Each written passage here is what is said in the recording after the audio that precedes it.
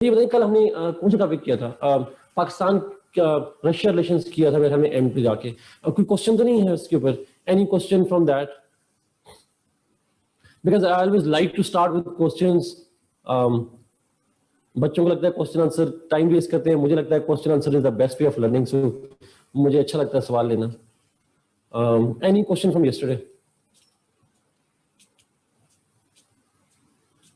आई guess none. कोई सवाल नहीं है, ठीक है।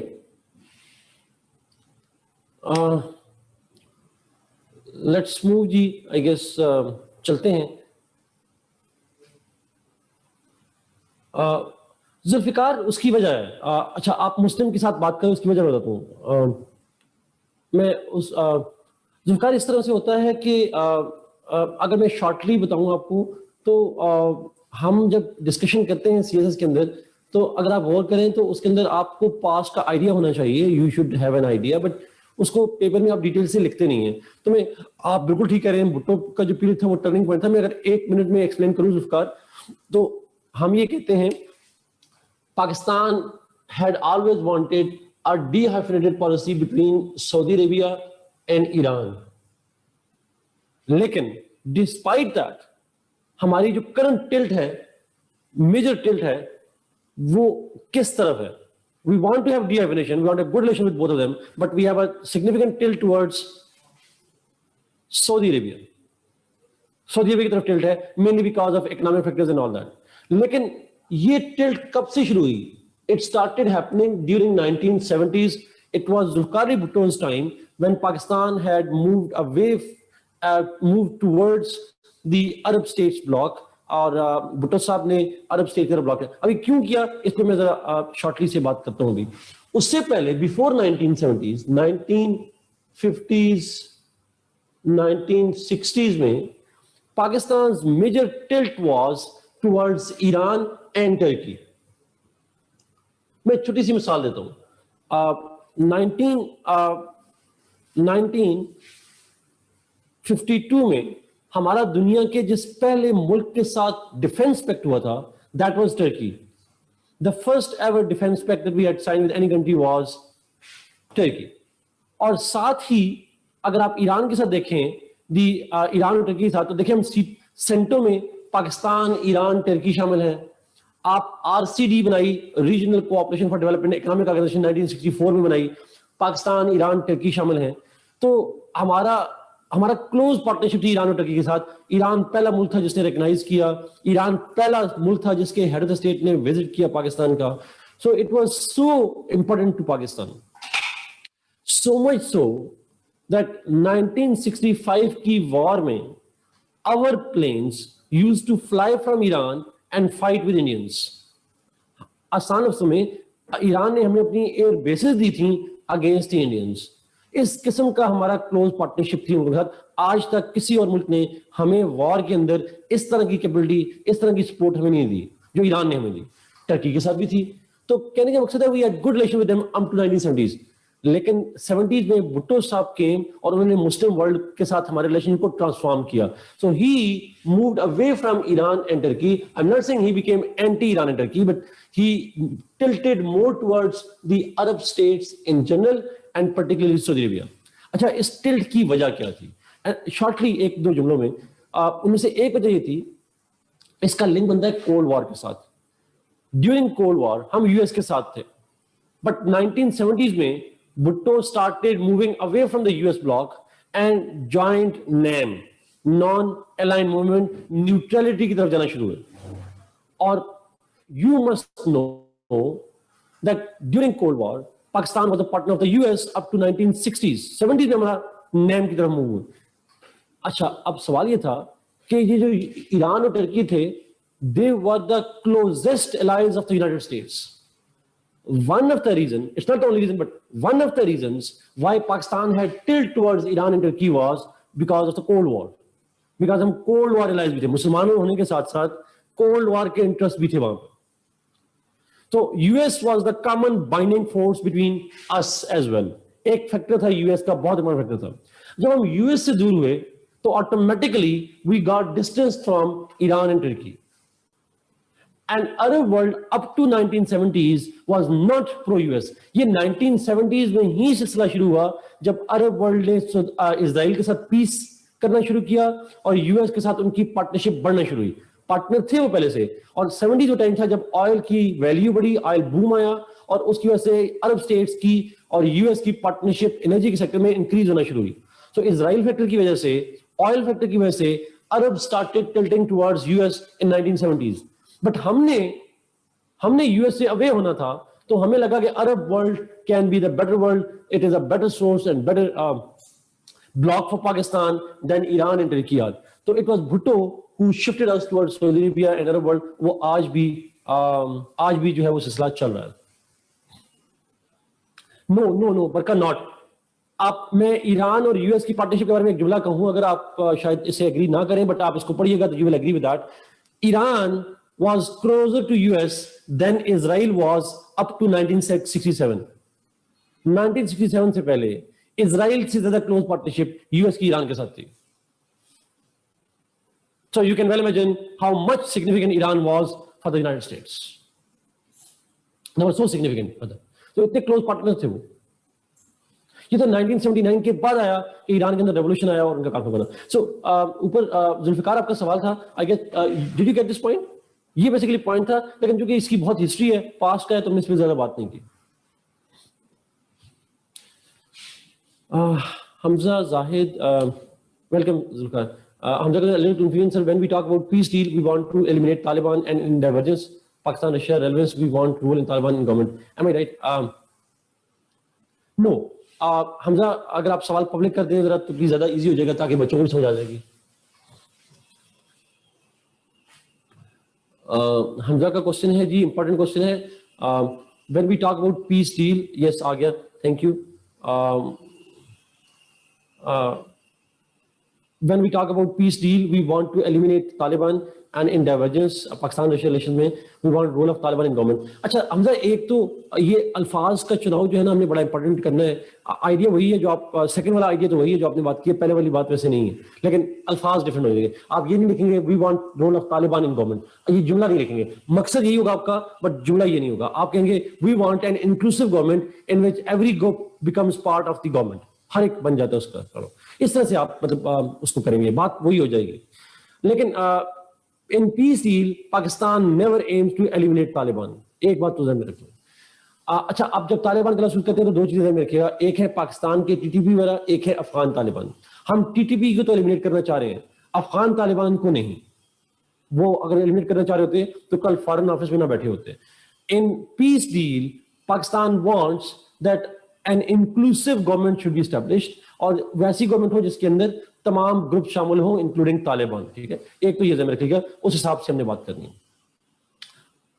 तो दूसरे पार्ट में पाकिस्तान रिलेशनशिप में, yes we want inclusive government in which everybody should participate in the government including the Taliban. अच्छा अनका sir, I read on the relation between Pakistan and Russia. Basically our tilt towards US was due to Pakistan security and economic condition. Shall we mention our reason of preference to US instead of Russia in paper? Yes, अनका एक past में है, लेकिन इसको detail से नहीं लिखना, एक जुमला लिखना है. पाकिस्तान की ज्योग्राफिकल सिक्योरिटी और इकोनॉमिक रीजन की वजह से we joined the US and not the Soviet Union. That's true. Ideological reason भी थे वैसे by the way. शाफी का सवाल है, will India exploit Afghan peace more than Pakistan owing to her economic powerhouse, because India was reluctant hitherto to continue that railway project to link Iran and Afghanistan due to Afghan hostile backdrop. Shafey, दो तीन बातें आपने कर दी हैं, मैं उनको link करना चाहूंगा. पहला point, will India exploit Afghan peace process? Will नहीं, it has been doing it. India has been attempting to sabotage the CPI. अगर देखें आप, कल बड़ी इंटरेस्टिंग डेवलपमेंट हुई, आपने पता नहीं फॉलो किया नहीं किया. इमरान खान साहब ने फोन किया अफगानिस्तान में किसी को, अब्दुल्ला को फोन किया. अच्छा, दिस इज अनप्रेसिडेंटेड. मैं सोच रहा हूँ कि उसके ऊपर कोई ना कोई इंटरेस्टिंग न्यूज आएगी, क्योंकि अब्दुल्ला जो है वो प्रोटोकॉल ही होता है that prime minister talks with the prime minister. Protocol ही होता है. बहुत रेयर ऐसा होता है कि आप प्राइम मिनिस्टर हैं और आप किसी दूसरे मुल्क के प्राइम मिनिस्टर को फोन नहीं करें, आप उसके लो लेवल के फोन करें. Abdullah is not the prime minister, he is the head of the Afghan piece council. Afghan piece council के हेड है. अच्छा, हम कह सकते हैं कि हमारी ये जो कॉल है उनको अब्दुल्ला अब्दुल्ला से प्राइम मिनिस्टर ने जो बात की है, ये कॉल अनप्रेसिडेंटेड कॉल है, ये नॉर्मल नहीं है। मैंने अभी तक कोई न्यूज नहीं पढ़ी इसके ऊपर, लेकिन डेफिनेटली आएगा, एक दो दिन में देखेंगे, दिस विल बी अनप्रेसिडेंटेड। और उसकी वजह क्या हो सकती है, क्यों होने की? इसीलिए बिकॉज हमारे स्टेक्स इतने हाई हैं वहां पे, और Abdullah Abdullah is one of the closest allies of India. हमें लगता है कि हमें हाईएस्ट लेवल जहां तक जा सकते हो, आसान समय तरले भी करने पड़ते हो, काइंड ऑफ नॉट एग्जैक्टली तरले, but if we have to do more on that, तो हमें अफगानिस्तान में अपना इन्फ्लुएंस कायम रखना है। We have to make sure, we have to convince them that we are genuinely interested in peace there. हम genuinely उनके पीस में इंटरेस्टेड हैं। अब्दुल्ला अब्दुल्ला की स्टेटमेंट पढ़ें कल, तो it was so favourable to Pakistan that I was surprised. आप अब्दुल्ला अब्दुल्ला की पास्ट स्टेटमेंट को पढ़ें, और कल जो उसने स्टेटमेंट दी, मैंने अगर आप जुल्फार अगर आपने पढ़ी हो, मैंने भी सारी उसकी स्टेटमेंट पढ़ी, 3 बार पढ़ी, मैं कहा शायद मैं गलती से ना पढ़ रहा हूँ। अच्छा, डाउन में आर्टिकल आया हुआ है, गुड गुड इकरा। तो ये बड़ा इंपॉर्टेंट पॉइंट है जी कि हम उनसे इन्वेस्ट करना चाह रहे हैं। और क्यों, हमें मसला क्या है? हमें डर यही है शाफी, जो आपने बात की, इंडिया का डर है that India is using its influence, economic clout that it has in Afghanistan, economic leverage that it has on Afghanistan, it is using it to sabotage projects, sabotage this deal and all that. और ये इसीलिए पाकिस्तान जो है वो all out effort कर रहा है ताकि हम उस इशू को रिजॉल्व कर सके। और पाकिस्तान सेंट्रिक रेजोल्यूशन होना चाहिए, इंडिया सेंट्रिक रेजोल्यूशन नहीं होना चाहिए उसके। और जो रेलवे प्रोजेक्ट की आपने बात की है, उसमें शाफी जो मैंने पढ़ा था वो और रीजन थी। उसमें अफगानिस्तान का फैक्टर तो था, बट उसमें ज्यादा इंपॉर्टेंट फैक्टर जो था वो था कि जिन ईरानियन कंपनीज के साथ उसने लोकली कोलैबोरेट करना था, दे वर सैंक्शन। तो मैंने जो पढ़ा था शाफी, उसमें था कि economic sanctions was the most important reason. ये जो रीजन है अफगानिस्तान की सिक्योरिटी का, that is a secondary reason. मैंने ये पढ़ा था, हो सकता है गलत हो। Khaja Isa, Taliban have now started being referred to as Islamic Emirates of Afghanistan. Yes, true. Thank you, Ikra, for sharing that article. वो इनवाइट तो हम काफी अर्से से कर रहे हैं, और का इनविटेशन तो उसे काफी अर्से से कर रहे हैं, वो आ नहीं रहा। तो मे बी उसने आखिरी जुमला पढ़ी उसकी स्टेटमेंट का, he was still not sure कि he will be coming to Pakistan. आखिरी जुमला उसको पढ़े तो उसमें स्टिल नहीं है कोई क्लैरिटी कि वो आएगा कि नहीं आएगा, but we are really interested to invite him.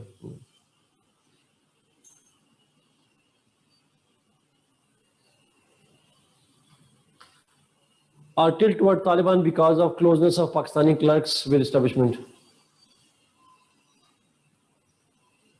Khalid, खुदा के लिए जुमला ना लिखना पेपर में। आइडिया बिल्कुल ठीक है, यहाँ भी पब्लिक ना करना, बिल्कुल ठीक कह रहे हो, लेकिन लिखना नहीं है पेपर में प्लीज। बरका अब ये आएगा क्यों पेपर से पहले? सब कुछ हमारी दफा होना नहीं जी, सब कुछ आपकी दफा पहले नहीं हुआ था, आपकी दफा नहीं हुआ था। पिछले साल बच्चे जब पेपर दे रहे थे, जनरल सलमानी का मर्डर हुआ और बच्चे मुझे फोन करना शुरू हो गए कि सर आपने हमें जनरल सलमानी का, मुझे जनरल सलमानी के मरने का नहीं पता था, मुझे नहीं पता वो मर जाएगा, मुझे नहीं पता कि ईरान की डील का मतलब ये इस हद तक एस्केलेट हो जाएगी। सो इसलिए पिछली दफा बच्चे ज्यादा कंफ्यूज थे, आप कम कंफ्यूज हैं Shafi, and secondly because we know that Ashraf Ghani may not be the problem, Abdullah Abdullah is the problem, because एक तो पीस काउंसिल को हेड करे अब्दुल्ला अब्दुल्ला, एंड अब्दुल्ला अब्दुल्ला के राइवलरी है अशरफ गनी के साथ, तो Abdullah Abdullah peace process it is more in the hands of Abdullah Abdullah than in the hands of Ashraf Ghani, दोनों के हाथ में है। बट अगर मैं पाकिस्तान के पर्सपेक्टिव में देखूं तो Abdullah Abdullah is the key to peace process, इसलिए हमने किया। मेरे ख्याल में यूएस का फैक्टर है, बट उसमें ज्यादा फैक्टर जो है वो पीस प्रोसेस के अंदर उसका रोल है। बट वो बात आपकी बिल्कुल दूसरा है, he is closer to US, no doubt on this one. Although Ashraf Ghani is an American graduate, but still. So हमारे लिए जो प्रॉब्लम बना सकता है वो अशरफ गनी नहीं है, वो अब्दुल्ला अब्दुल्ला है पीस प्रोसेस में। That's why we are trying to quote him. जी जी खालिद, आई अंडरस्टैंड। ओके जी, चले मेरे ख्याल में सोशल इश्यूज पे। Should we move? रिकॉर्डिंग का वो क्या कह रहे थे? अच्छा, वो कुछ कर रहे हैं जी। अच्छा, वो बैटरी चार्ज हो रही है, कुछ कर रहे हैं उसका। हाँ जावेद अली भी यूएस ग्रेजुएट है, सही कह रहे हैं शामिल। अमेरिका अपने मुल्क में पढ़ने वालों पर पाबंदी लगाता है। उसामा लादन भी अमेरिकन ग्रेजुएट है, था मतलब, अब तो है नहीं, सारी वहां के ग्रेजुएट है। और कौन से ग्रेजुएट है? बड़े वेल नोन है लोग जो मिलिटेंट्स हैं वो जब वहां से है। Okay, social issues.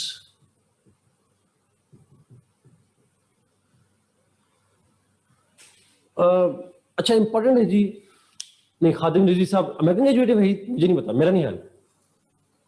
I don't even think he is a graduate, American graduate तो मुझे नहीं पता। बट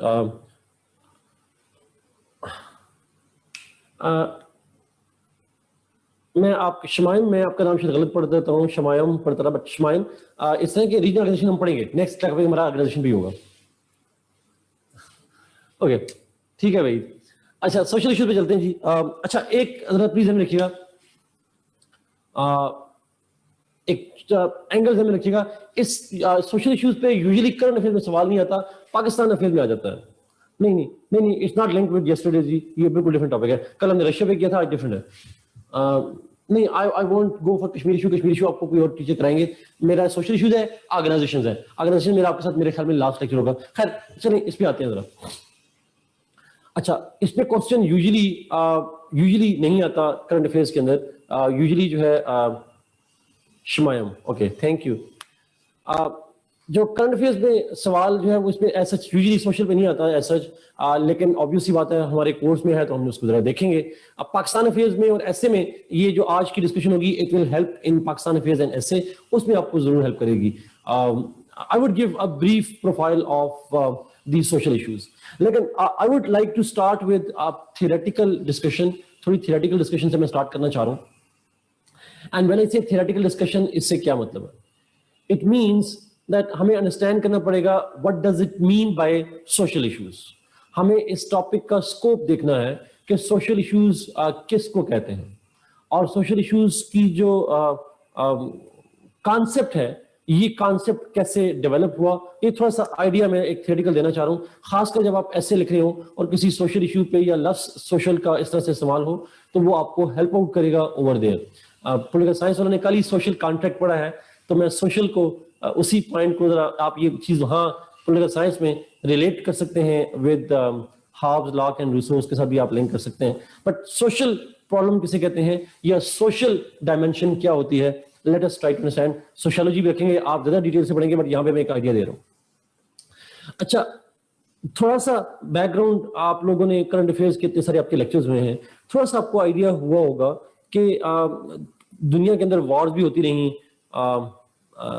और डिफरेंट जो वॉर्स हुई वो वर्ल्ड वॉर 1 सुना होगा, वर्ल्ड वॉर 2 सुना होगा। IR में बच्चे जो पढ़ रहे हैं उन्होंने ज्यादा डिटेल से पढ़ा होगा या पढ़ रहे होंगे, तो डिफरेंट ग्लोबल इश्यूज और कॉन्फ्लिक्ट्स हम पढ़ते रहे। हिस्ट्री जो बच्चे पढ़ते हैं, आप एक 1 to 5 generation of war, that's true.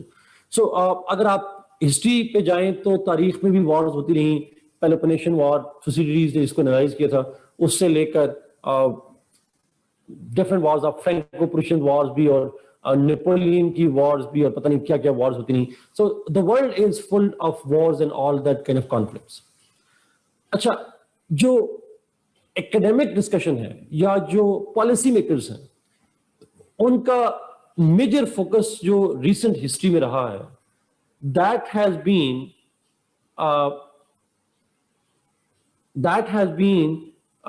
Related to the state securities. जो मॉडर्न लिटरेचर है, मॉडर्न स्टडीज हैं, up to the beginning of the Cold War, 1960s और even early 70s तक, दुनिया के अंदर the literature, policy makers, everybody focused on states. IR वाले बच्चे पढ़ रहे होंगे, अगर आपने उसको रियलिज्म पढ़ा है IR वाले बच्चों ने, तो उसमें आपने लिबरलिज्म पढ़ा हो या रियलिज्म पढ़ा हो या बाकी थ्योरीज पढ़ेंगे, तमाम थ्योरीज भी इसी बात पे फोकस करती रही हैं that state is the primary unit of IR, और स्टेट सेंट्रिक अप्रोच जो है वो रही है IR की भी, इंटरनेशनल रिलेशंस की भी। इवन पॉलिटिकल साइंस में अगर आप लोग जो बच्चे पढ़ रहे हैं, आप और मैं जब पॉलिटिकल साइंस में हम पढ़ते हैं, हम पढ़े प्लेटो की थ्योरी ऑफ स्टेट, अरिस्टोटल की थ्योरी ऑफ स्टेट, लॉक की theory of state. Everybody is focusing on the state, हर एक स्टेट पे फोकस कर रहा है, चाहे वो IR हो चाहे वो पॉलिटिकल साइंस हो, और वो फोकस कर रहे हैं कि जी मुल्क क्या होते हैं, और अगर स्टेट इंटरेस्ट को सर्व करेंगे तो people will automatically be serve. Most of this concept derived from this idea, Platonic idea है that अगर आप state को serve करेंगे, लोगों की service खुद ही हो जाएगी. मतलब service से मतलब उनका benefit खुद ही आ जाएगा. Help the state and it will help the people. Protect the state and it will bring protection for the people. Develop the state and it will bring development in the people. आप में से कुछ लोग अगर economics से हो, capitalism का model भी तो यही है, ट्रिकल डाउन इफेक्ट का. अगर आपकी स्टेट की ग्रोथ बढ़ती जाएगी, ऑटोमेटिकली उसका इफेक्ट ट्रिकल डाउन होके लोगों तक आता जाएगा. ट्रिकल डाउन से मतलब है वो आहिस्ता आहिस्ता कतरा कतरा लोगों की कंडीशन जो है वो इंप्रूव होना शुरू हो जाएगी. Improve the state and that will effect the people.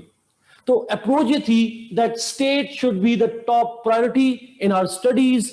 It should be top priority in improvement of economic improvement, security improvement. State-centric approach was there.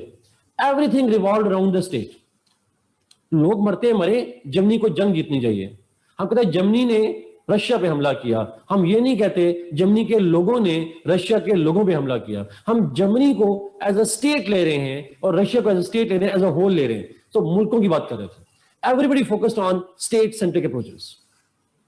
लेकिन सवाल यह है कि 1970s में जो इकोनॉमिस्ट थे, they started saying that it's not necessary that if state grows, the people will also develop. They started giving numerous examples from Europe, जहां पे state was rich enough, but people were not. मैं एक छोटी सी मिसाल देना चाहूँ. कल एक news I, and that was simply one of the worst news that I have read in recent times. Britain जैसे मुल्क में, which is 6th largest economy in the world, जिसकी per capita income $42,000 से ज्यादा है पर पर्सन. जीडीपी को अगर डिवाइड करें तो $42,000 पर पर्सन इनकम आ रही है. वहां पे एक औरत भूख से कल मरी. She died out of poverty. उसका एक बच्चा था, was malnourished, ग्लासगो के अंदर. Now, सवाल ये है कि आहिस्ता आहिस्ता ये कॉन्सेप्ट डेवलप होना शुरू हुआ कि स्टेट तो रिच होती है, लेकिन जरूरी नहीं है उस स्टेट के अंदर everybody is getting benefit out of it. So the scholars, the researchers started questioning this notion that state is everything. They said, fine, state might be important in politics. It might be important in wars. लेकिन we need to equally give importance to the people, to the community as well.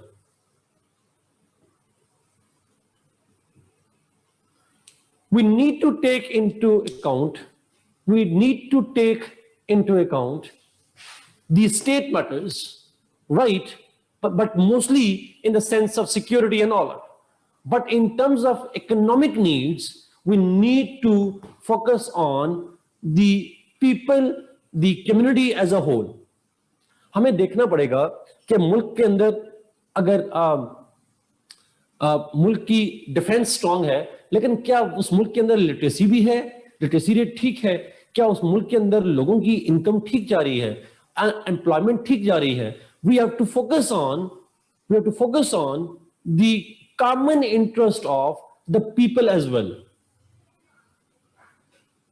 So we need not to only emphasize on state. We need to also emphasize upon the needs of the community. Sometimes communities' interests are the same as states. Sometimes they are not.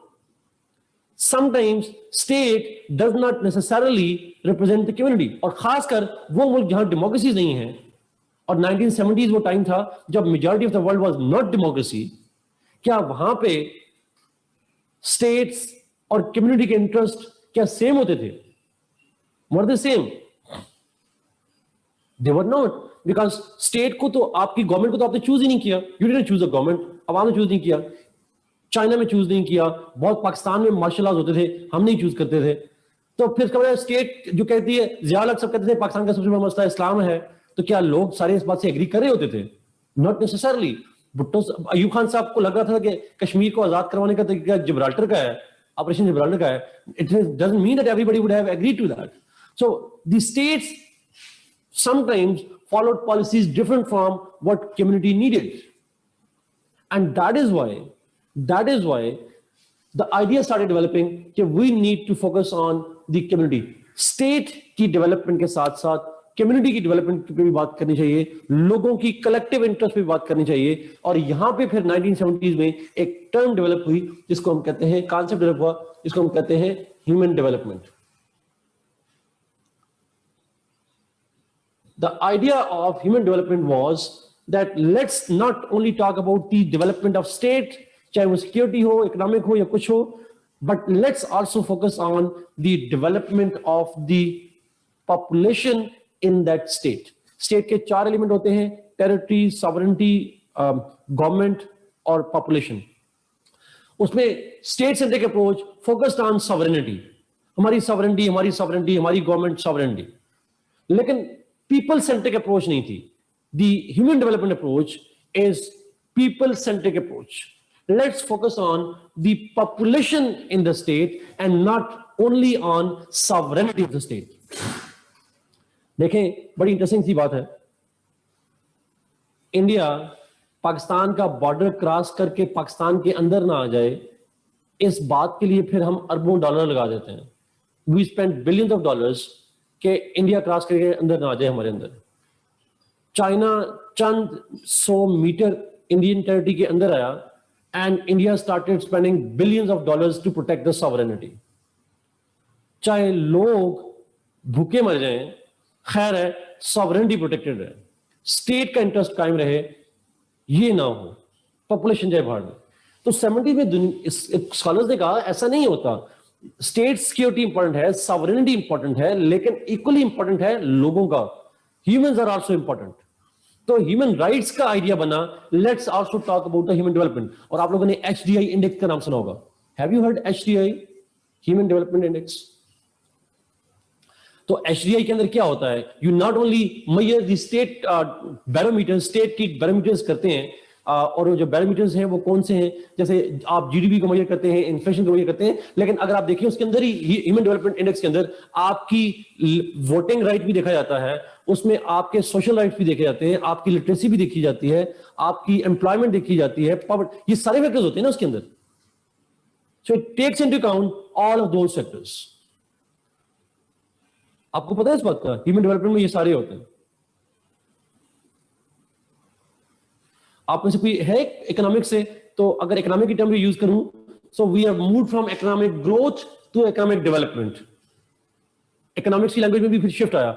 Economic growth जो state centric approach थी, और वहां से move किया हमने economic development पे. So move towards people centric approach, कि लोगों से रिलेटेड भी कुछ डेवलपमेंट की चीजें होनी चाहिए. इसी को हम ह्यूमन डेवलपमेंट की अप्रोच कहते हैं.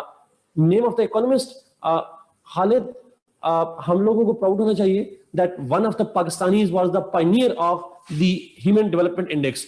ह्यूमन डेवलपमेंट का आइडिया नहीं, लेकिन ह्यूमन डेवलपमेंट को मेजर करने के लिए, इंडेक्सिंग के लिए एक पाकिस्तानी इकोनॉमिस्ट थे जिनका नाम था, anybody who knows the name? Thank you, Shafi. Dr. Mehboob Haq ji, who is the pride of Pakistan, he was one of the pioneers, along with an Indian economist, जिन्होंने ये HDI का index develop किया था उस वक्त. Anyhow, अब ये human development का कॉन्सेप्ट चलता रहा, कम्युनिटी सेंट्रिक अप्रोच का कॉन्सेप्ट चलता रहा, but gradually the idea started moving out that, चूंकि अगेन ये IR की थोड़ा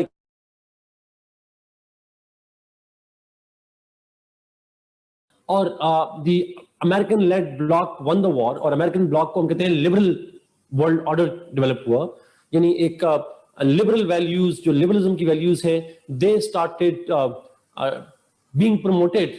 पॉलिटिकल साइंस वाले, आप में से मोस्टली बच्चे पॉलिटिकल साइंस और IR के, मैं इसलिए रेफरेंस दे देता हूं उनको. जो बच्चे नहीं है तो please don't get confused on that.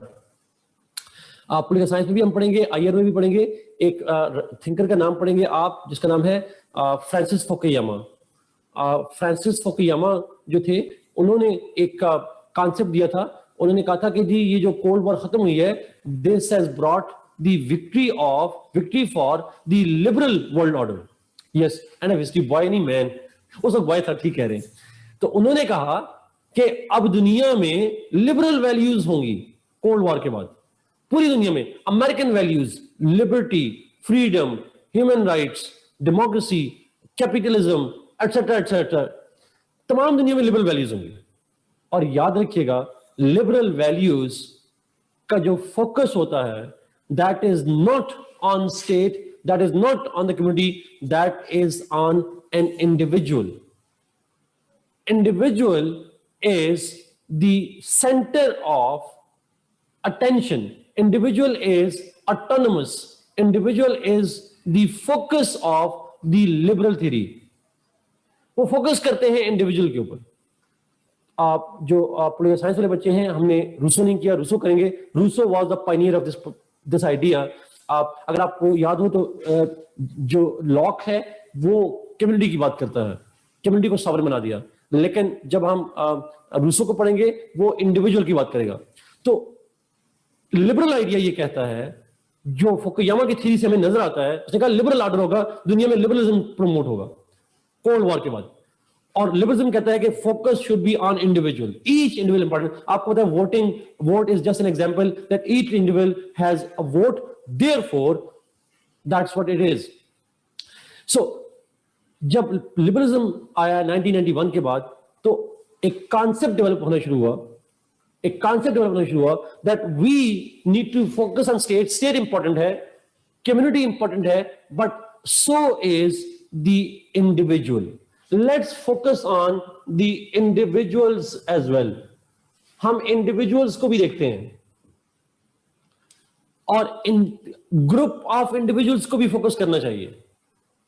Let's focus on the individual needs, individuals' developments, individuals' issues, and the smaller communities' issues. एक तो national community है, एक individuals पर मुश्तमिल जो groups वगैरह हैं. Let's focus on their interests too. So in the post-1990s, in the new liberal world order, जिसको new world order भी कहते हैं, but new liberal world order भी कहते हैं. In that new liberal world order, the new world order, post Cold War में 1990s में, the idea came that we need to focus on state, focus on the community of the state, but at the same time we also need to focus on community of individuals. एक individual भी important होता है, एक individual के rights भी important होते हैं. एक छोटी सी मिसाल देना चाह रहा हूं. पिछले दिनों एक बलोच लड़की को मारा गया बलूचिस्तान के अंदर. आपने सुना होगा बलूचिस्तान के लड़के का, हयात बलोच को. Was he an individual or entire community? He was an individual. Isn't it that case became a national debate?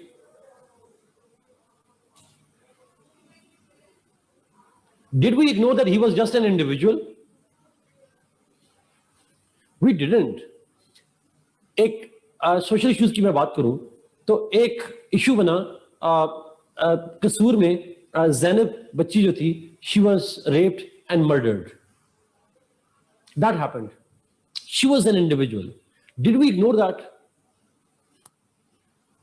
No. We took it and chance, और हमने कहा that we took it into a broad. इसका मतलब है हमने individual के interest को भी एक इंपॉर्टेंस देना शुरू कर दी. These kind of things were never taken up before 1990s. आप उठाकर देख लें तारीख में, इंडिविजुअल्स होते थे, they were not taken seriously at all. A lot of individuals would die. Vietnam की वार को देख लें, इंडिया पाकिस्तान की वार को देख लें, a lot of things would happen, but the focus on individual started happening in recent times. ये जो इंडिविजुअल सेंट्रिक अप्रोच है, यस, यहां पे कम्युनिटी सेंट्रिक, कम्युनिटी से होता है नेशनल कम्युनिटी ओवरऑल, यहां पे होता है इंडिविजुअल, और इंडिविजुअल से मतलब इंडिविजुअल भी है और ग्रुप्स ऑफ इंडिविजुअल है. मिसाल के तौर पर एक छोटी सी मिसाल दूं, एक आसान सी मिसाल, पूरे पाकिस्तान की स्टेट को ले. पाकिस्तान की स्टेट का शायद मसला होगा इंडिया. हमारे लिए इंडिया से न्यूक्लियर थ्रेट है, पता नहीं इंडिया से क्या क्या थ्रेट है, अमेरिका से ड्रोन थ्रेट है, जो भी है स्टेट को थ्रेट इंडिया से है, पता नहीं इजराइल से है, जहां से भी है. लेकिन पाकिस्तानी कम्युनिटी के इंटरेस्ट को देखें तो पॉवर्टी भी एक मेजर इशू होगा. मे भी पाकिस्तान की कम्युनिटी एज अ होल बात करें तो हमारा नेशनल इंटीग्रेशन एक इशू होगा. तो लॉट्स ऑफ इश्यूज. लेकिन अगर आप इंडिविजुअल को उठाएं, अपने आप को उठाएं, आपके इशू क्या यही होंगे? या you might have some different issues too. Some of the issues might be common, but you might have CSS आपके लिए इशू होगा, जॉब बेसिकली वही. What about the people of Thar? क्या लोग थर के जो लोग हैं उनका इशू वाटर का है, हेल्थ का है, फूड का है, उनके वो इश्यूज हैं. सो समटाइम वो स्टेट का इशू नहीं है. अगर थर के लोग भूख से मर जाएगा 2 लोग तो स्टेट को तो कोई फर्क नहीं पड़ना, लेकिन उन लोगों को फर्क पड़ना है. They would be effected by it. इसका मतलब ये हुआ कि 3 लेवल्स हैं जहां पे एनालिसिस करते हैं. 3 लेवल्स ऑफ एनालिसिस बनते हैं स्कॉलर्स के. वन इज कराची है ऑब्वियसली आजकल स्टेट सेंट्रिक अप्रोच, एक है कम्युनिटी सेंट्रिक अप्रोच और एक है individual and group centric approach. And therefore we believe कि जो इंडिविजुअल सेंट्रिक अप्रोच है it is the most recent approach और इसको हम कहते हैं concept of human security. This approach is called human security approach. First is state-centric approach, second is community-centric approach, third is individual-centric approach. State-centric approach, community-centric approach, individual-centric approach. और human individual वाले को हम कहते हैं the human security dimension. अच्छा, last जुमला, फिर अगर आपका इसके क्वेश्चन होगा तो मैं लूंगा. ये जो ह्यूमन सिक्योरिटी का कॉन्सेप्ट था, it was officially for the first time promoted in 1994. ये लिखने अपने पास, ये एक इंफॉर्मेशन है, एनालिसिस नहीं है. ये जो कॉन्सेप्ट था ह्यूमन सिक्योरिटी का, it was officially promoted in 1994 by the UNDP, United Nations development programme. UNDP की एनुअल रिपोर्ट थी 1994 की, जिसके अंदर पहली दफा उन्होंने ह्यूमन सिक्योरिटी अप्रोच का जिक्र किया. They talked about the human security approach और ये क्या होती है और ये इसमें क्या क्या इश्यूज आते हैं. So that report of 1994 was the UNDP report of 1994 was the pioneer document that used this term and used this approach. Yes, exactly. Community is the broader picture of the issues in the state of regarding people. लोगों से related, state से related नहीं, लोगों से related. और ये जो है ये collectively है, ये individually है, सिर्फ ये फर्क है. ये community as a whole की बात की जा रही है, ये उसके अंदर individuals और सब groups की बात की जा रही है. Please tell me you understood this point. यहां तक पॉइंट क्लियर हो गया? That's true, Jazina, but sometimes community के इंटरेस्ट कुछ और होते हैं, इंडिविजुअल के कुछ और होते हैं. आप DHA में चले जाएं, DHA में कम्युनिटी का इंटरेस्ट कुछ और होगा. मैं वैसे मिसाल दे रहा हूं, उसके अंदर इंडिविजुअल सारों के इंटरेस्ट इश्यूज सेम तो नहीं होंगे. They might face some peculiar issues.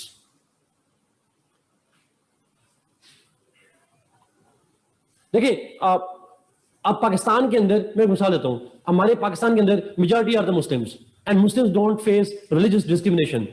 But what about minorities जो कि 3% है? There are smaller community जो पाकिस्तान के अंदर रिलीजियस डिस्क्रिमिनेशन नेशनल पूरी कम्युनिटी का इशू नहीं है, लेकिन हमारे यहाँ जो माइनॉरिटीज हैं, क्या उनकी डिस्क्रिमिनेशन, क्या उनका इशू नहीं है? सब ग्रुप का इशू नहीं है?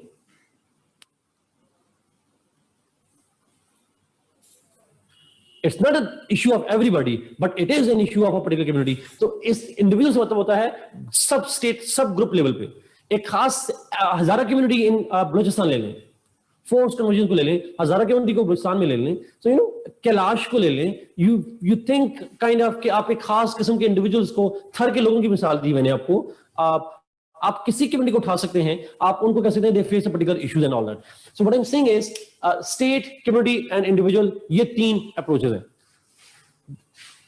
Before 1970s, state-centric approach, 1970s onwards, people community approach, and 1990s onwards, this approach. अच्छा, अब आखिरी जुमला. Let's in India. Obviously हम पाकिस्तान की मिसाल दे रहे थे, इंडिया के अंदर मिसाल थे. Blacks in US, ठीक है, Muslims in China and in Myanmar. So you know you can take any Kurds in Turkey, maybe आप example ले सकते हैं. So there are lots of examples.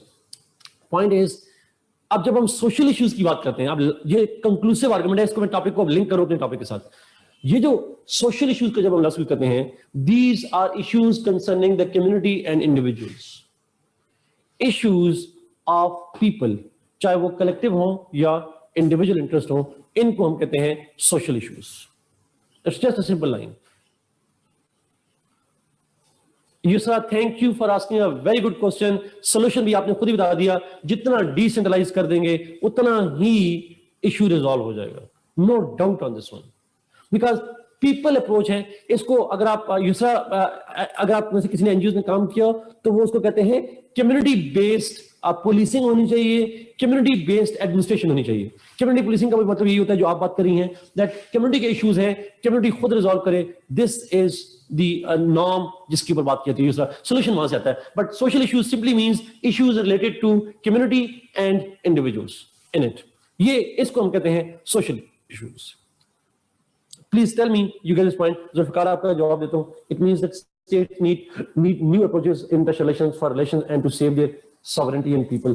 Zulfikar, एक क्लासिकल एग्जांपल है. अगर आप में से आईआर के बच्चे हों तो जब ये इंडिविजुअल सिक्योरिटी वालों ने बात उठाई तो उन्होंने कहा कि जब सोवियत यूनियन डिसइंटीग्रेट हुआ, at that time it was world second largest economy, having world's largest number of forces, having world's largest number of nuclear weapons.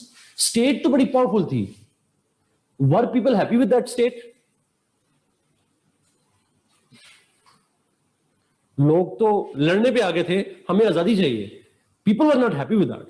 इसका मतलब आपने स्टेट को पावरफुल बना दिया, but that powerful state could not satisfy the people, and what really mattered was the people.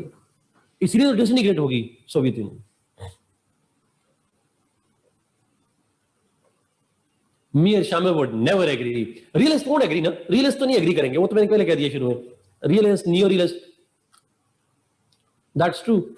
True. जहां मर्जी आप इसको अप्लाई करें. मैंने आपको अप्रोच समझा दिया. You can, I have given you that tool, और आप इसको कहीं भी अप्लाई कर सकते हैं. यू अप्लाई इट इन, पता नहीं, ब्रिटेन में अप्लाई करें, आप उसको अमेरिका में अप्लाई करें, आप इंडिया में अप्लाई करें. You are all right. आप उसको कहीं भी अप्लाई कर सकते हैं. It depends on community, region and state, experience of community, individual according need, law and government. That's true, brother. That's the point. यही तो फोकस है इसका. यही फोकस है इसका कि जी आपको कम्युनिटी के इंटरेस्ट को देखना पड़ेगा, इंडिविजुअल्स के इंटरेस्ट को देखना पड़ेगा. दिस इज ऑल जी. मैं ये थियोरेटिकल बता रहा था ताकि आप एसए में जाएं तो आपको ये आइडिया समझ में आए कि आप उसको कैसे करें. खासकर आईआर के बच्चे भी, पॉलिटिकल साइंस के भी, या बाकी लोग भी, जब आप एसए में जाते हैं तो उस सेंस में आप इसको लिख सकती हैं. Please.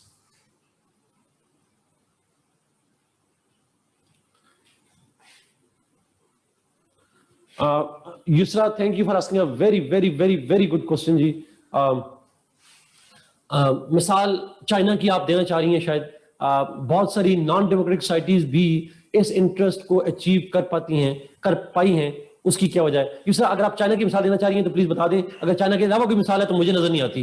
Give me any example other than China. May be Cuba, but China एक एग्जांपल है. लेकिन अगर आप गौर करें उसकी यूसरा, तो चाइना और क्यूबा की बात भी करें तो इंडिविजुअल इंटरेस्ट जिसको आप उठा रही हैं, क्यूबा भी है यूसरा.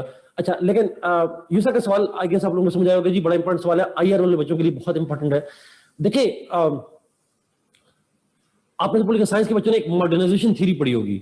मैं उस थ्योरी को सिंप्लीफाई करूंगा थोड़ा सा.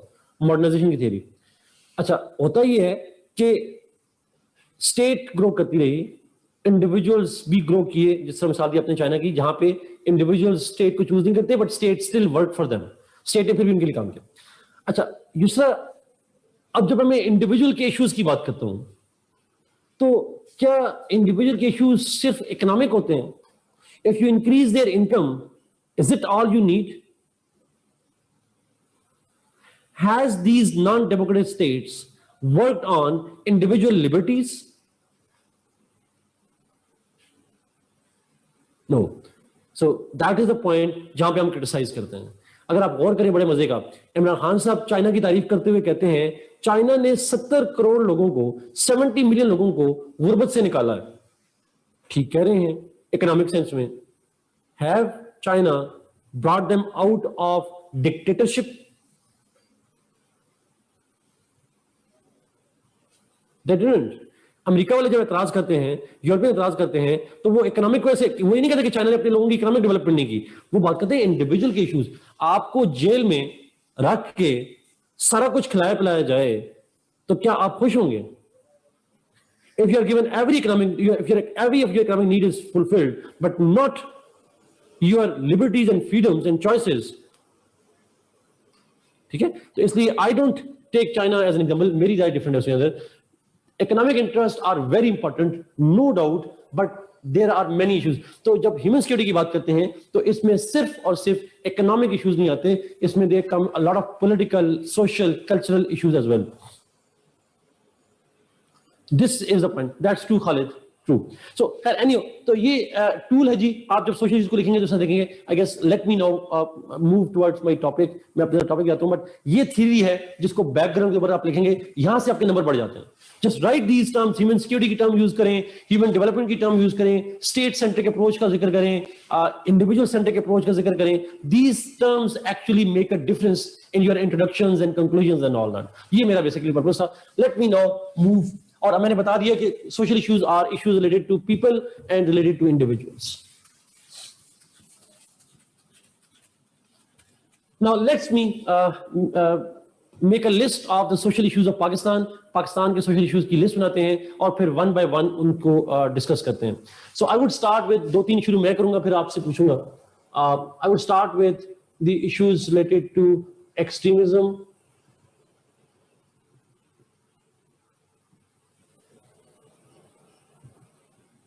ethnic violence, sectarianism,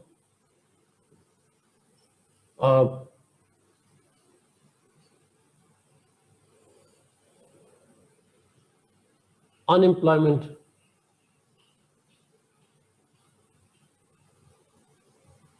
poverty,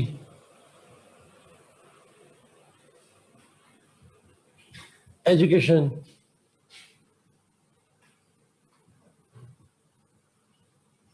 health. बाकी अब आपने बताने हैं. Blasphemy law is not a social issue, Khaja. Government focus on individual interests same way if state focus on economic development. Individual interest which is helping economic GDP. That's true. Corruption, inflation. Inflation social issue नहीं कहलाता. Inflation purely economic issue है और वो state centric approach आती है. अगर आप में से कोई इकोनॉमिक्स से हो तो inflation part of macro economics, not micro economics. Corruption, yes, corruption है. अनइक्वल फ्यूडलिज्म है, दैट्स ट्रू.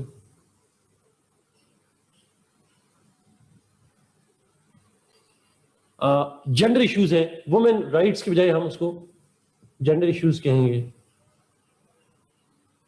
उसके बाद माइनॉरिटीज के इश्यूज हैं, यस. मैं जिस चीज का रैंडमली देख रहा हूं. Population, true. Population growth issue है. और टेररिज्म, रिदा उसको हम यहां पे ले जाएंगे, एक्सट्रीमिज्म के साथ लिंक कर देंगे. फूड सिक्योरिटी, यस, फूड का इश्यू है. और हेल्थ का हो गया, हेल्थ में दिखती है. लॉलेसनेस, जुल्फकार, उसको लॉ एंड ऑर्डर, यस. अच्छा, लाल हम कहते हैं स्ट्रीट क्राइम्स, मेरे ख्याल में ज्यादा एप्रोप्रिएट वर्ड हो जाएगा, street crimes.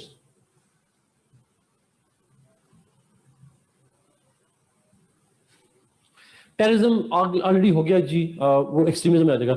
Yes, child labour. Asad, thank you. मैं अगर असद मुझे इजाजत दीजिएगा, इसको मैं जरा सा थोड़ा सा रिफ्रेश कर रहा हूँ. चाइल्ड लेबर को भी और चाइल्ड अब्यूज, चाइल्ड जो सेक्सुअल अब्यूज होती है, तो मैं इसको कलेक्टिवली दे देता हूँ लफ्ज चाइल्ड अब्यूज. उसके अंदर हम लेबर की बात भी कर देंगे और सेक्सुअल अब्यूज की बात भी कर देंगे. इलीगल इमिग्रेशन, इंटरनल एक्सटर्नल, इकरा इंटरनल माइग्रेशन, डोमेस्टिक वायलेंस में जेंडर वाइज आ जाएगा. इंफ्रास्ट्रक्चर इनडायरेक्टली फायदा, यस, वो इनडायरेक्टली आ जाता है. ईगो का भी है, नहीं, I don't call it. Psychological issues नहीं, सोशल इश्यूज.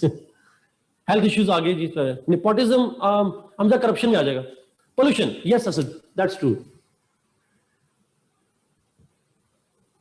पोल्यूशन की बात की. इंटरनल माइग्रेशन, इकरा. अच्छा, इंटरनल माइग्रेशन तो ज्यादा बड़ा इशू नहीं है. इकरा मैं इसको अगर कह दूं, मैं एक्सटर्नल सेंस में human smuggling, human trafficking,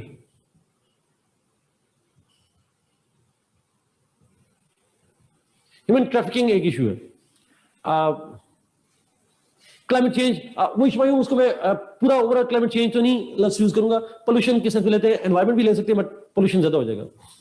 water problems, that's true. Water के इश्यूज, वाटर रिलेटेड इश्यूज बहुत सारे हैं, that's true. Human trafficking, yes. C K, thank you. Urbanisation, thank you Zulfikar, again बड़ा इंपॉर्टेंट है. अर्बनाइजेशन,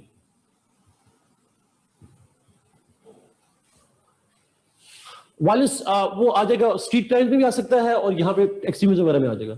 आप अनएम्प्लॉयमेंट हो गया, मैंने लिख दीजिए अनएम्प्लॉयमेंट. कोविड-19 फायदा हेल्थ में आ जाएगा. Women interaction in politics, gender issues हम डिस्कस करेंगे जी, उसमें सारे आ जाएंगे. एनर्जी का इशू ऊपर भी आ रहा है, एक दो बच्चों ने कहा है एनर्जी का इशू डाल सकते हैं जी, ठीक है. वैसे मैं समझता हूं कि एनर्जी का इशू अब एनर्जी क्राइसिस नहीं है, एनर्जी मैनेजमेंट का इशू है. एक ना डोमेस्टिक वायलेंस जेंडर इश्यूज में आएगा. ह्यूमन राइट इशू तो ये सारे ही ह्यूमन राइट्स के हैं वैसे बाय द वे, बट उसमें आ जाएगा. चिल्ड्रन किडनैपिंग जिस ना, उसमें चाइल्ड अब्यूज उसके अंदर आ जाएंगे. और कुछ जो है वो स्मगलिंग के अंदर, ह्यूमन ट्रैफिकिंग में बच्चे स्मगलिंग होती है उसकी.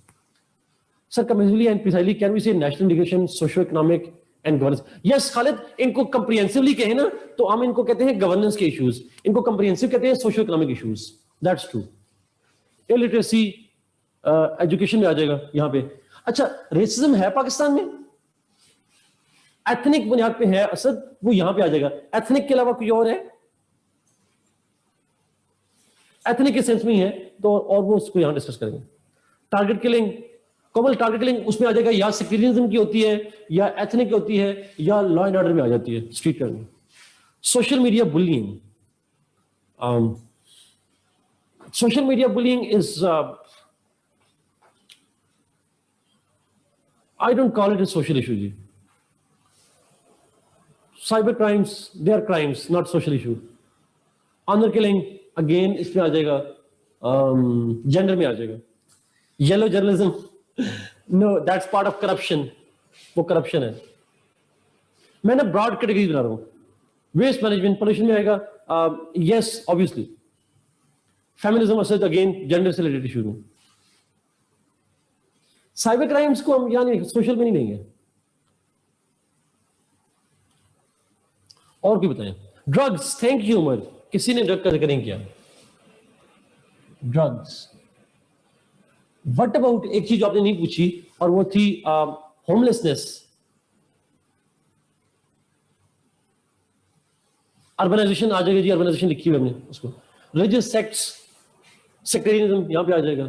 Dowry, gypsies, Susan, that's not a major issue in Pakistan. अच्छा, मुझे बताएं, होमलेसनेस पॉवर्टी में आ जाए, ठीक है जी, पॉवर्टी में कर देंगे, ठीक होगा जैसे आप. Runaway children and people from home, मैं इसलिए उसको कहता होमलेसनेस. रेफ्यूजीज, इंटरनल रेफ्यूजीज अब इतने नहीं है जी, पाकिस्तान में कम है. एक जमाने में था इशू, अब नहीं. फ्यूडलिज्म हमने लिखा हुआ है, फ्यूडलिज्म यहां पे लिखा हुआ. beggars, beggary is the result of poverty, so मैं इस चीज को नहीं कर रहा. आई गेस यही है जी, कोई और आया ज़हन में तो फिर हम इसको दोबारा ऐड कर देंगे. Let's start discussion on all of them.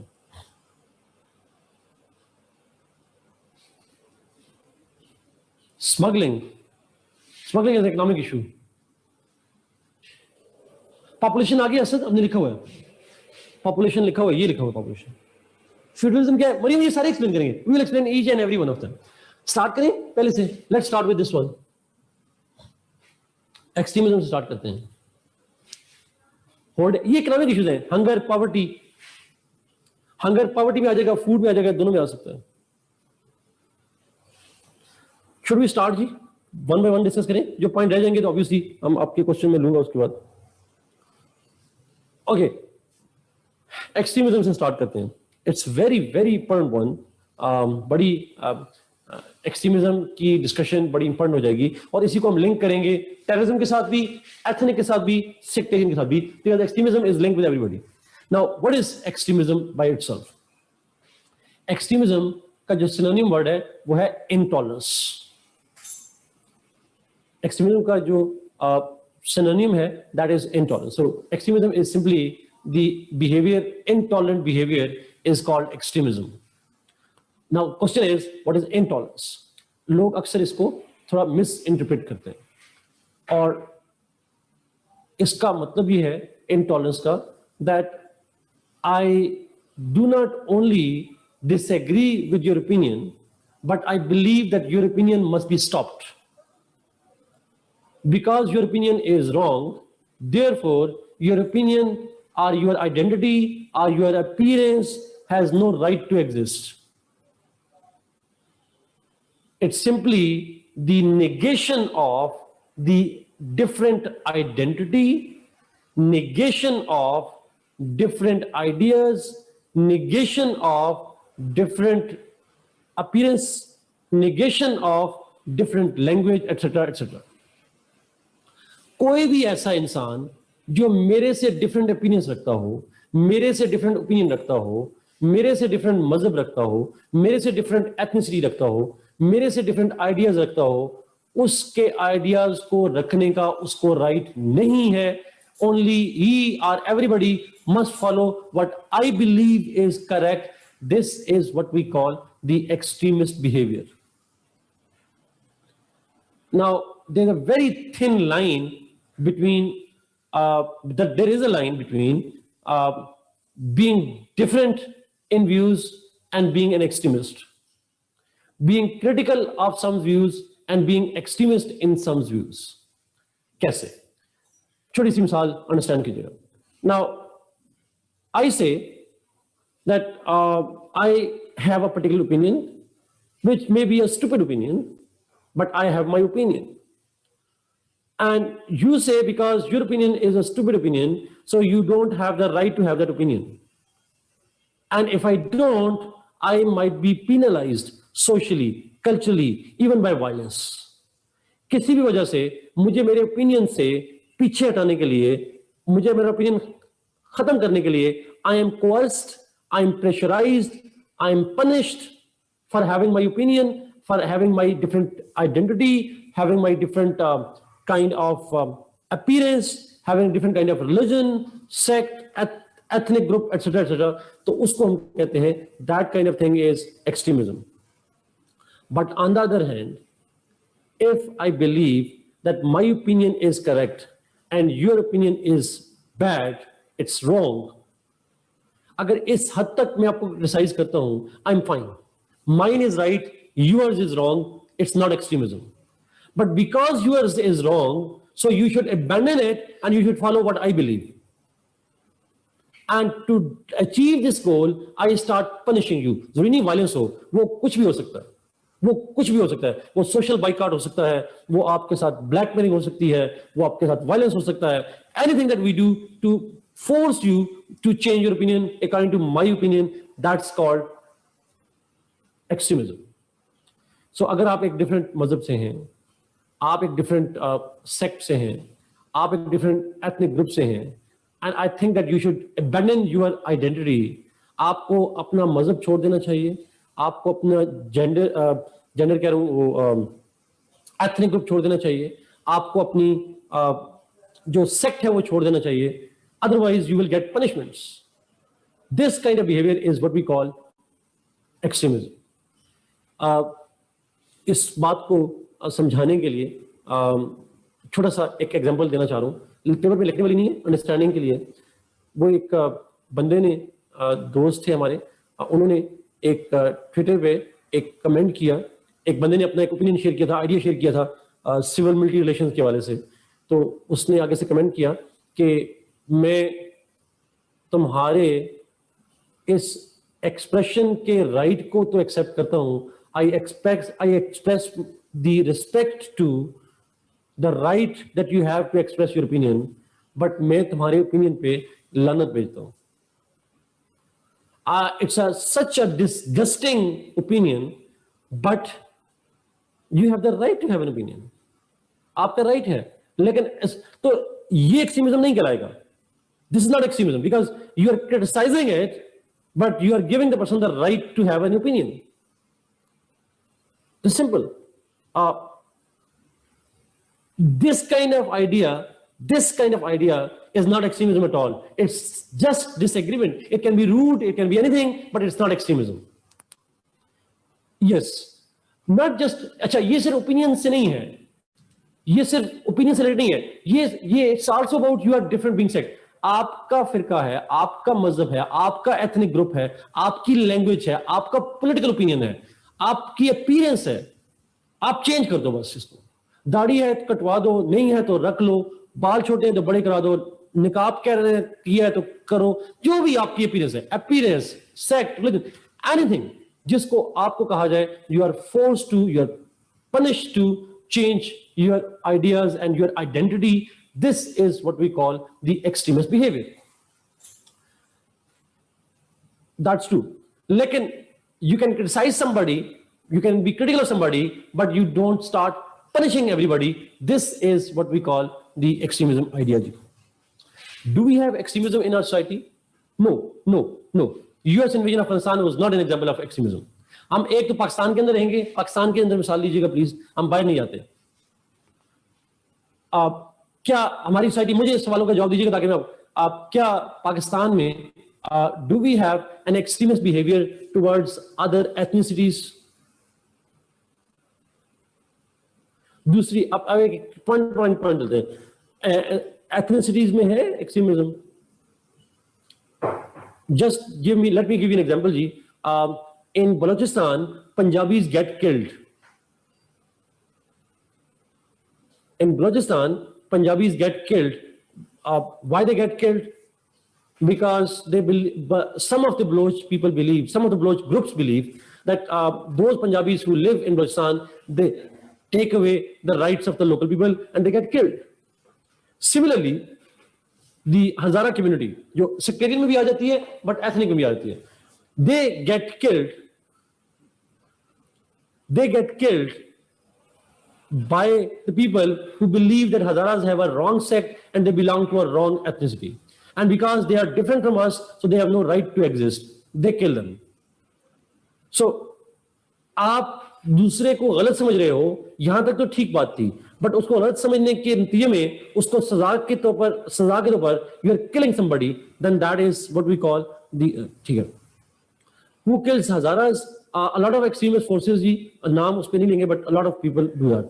अच्छा, similarly पाकिस्तान के अंदर अगर मैं सेक्टेरियन सेंस में बात करूं, आजकल वैसे भी मुहर्रम चल रहा है, do we have an extremist sectarian behavior? Obviously, people do not tolerate each other's sectarian views, and they get offended and they think that somebody's sect is outrageous and they must be punished to have a particular sectarian identity. एक आपकी sectarian identity है और उस sectarian identity को नहीं होना चाहिए, और अगर आप रखेंगे तो you will be punished, you will be socially boycotted.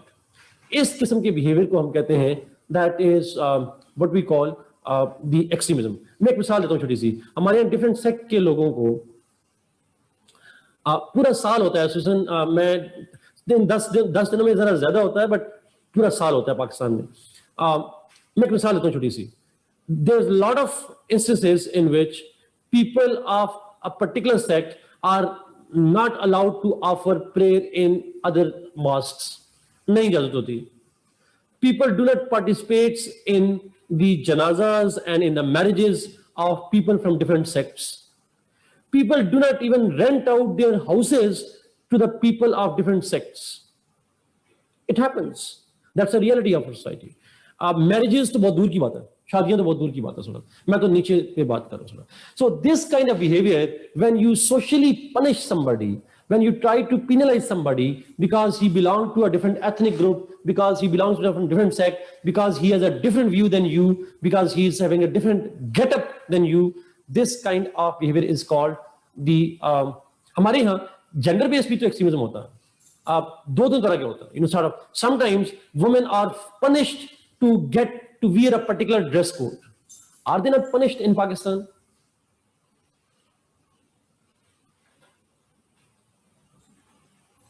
Are they not forced to? It happens. और इसी तरीके से किसी भी तरह से एक खास किस्म का पहनावा, ये दोनों sir, but point is in any way, opinion, get up, ideas, identity, किसी भी सेंस में अगर आप करेंगे किसी को फोर्स, उसको एक्सट्रीमिज्म कहते हैं। Now my question is, why there is extremism in Pakistan? क्यों है?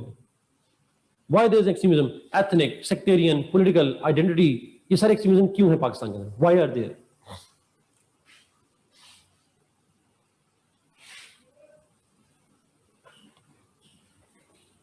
फायदा डाइवर्सिटी को एक्सप्लेन करें, तालीम की कमी। सुसन, आपको लगता है जो तालीम याफ्ता मुल्क है वहां पे ऐसा नहीं होता? उमर, अमेरिका में ब्लैक्स को मारने वालों में पढ़े लिखे लोग शामिल नहीं हैं।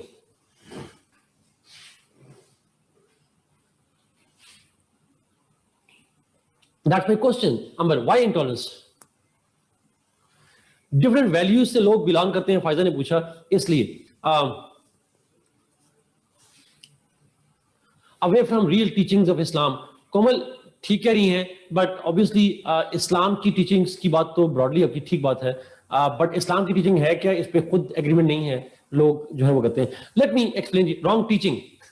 थैंक यू बरका टीचर्स को बीच में लाने का।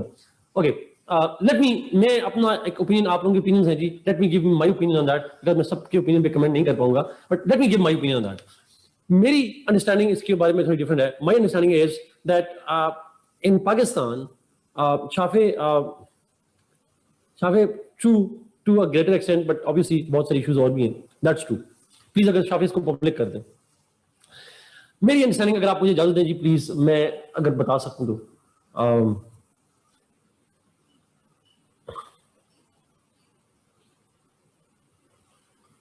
शमायम, बात दुरुस्त है बट आप लिखेंगे नहीं पेपर में।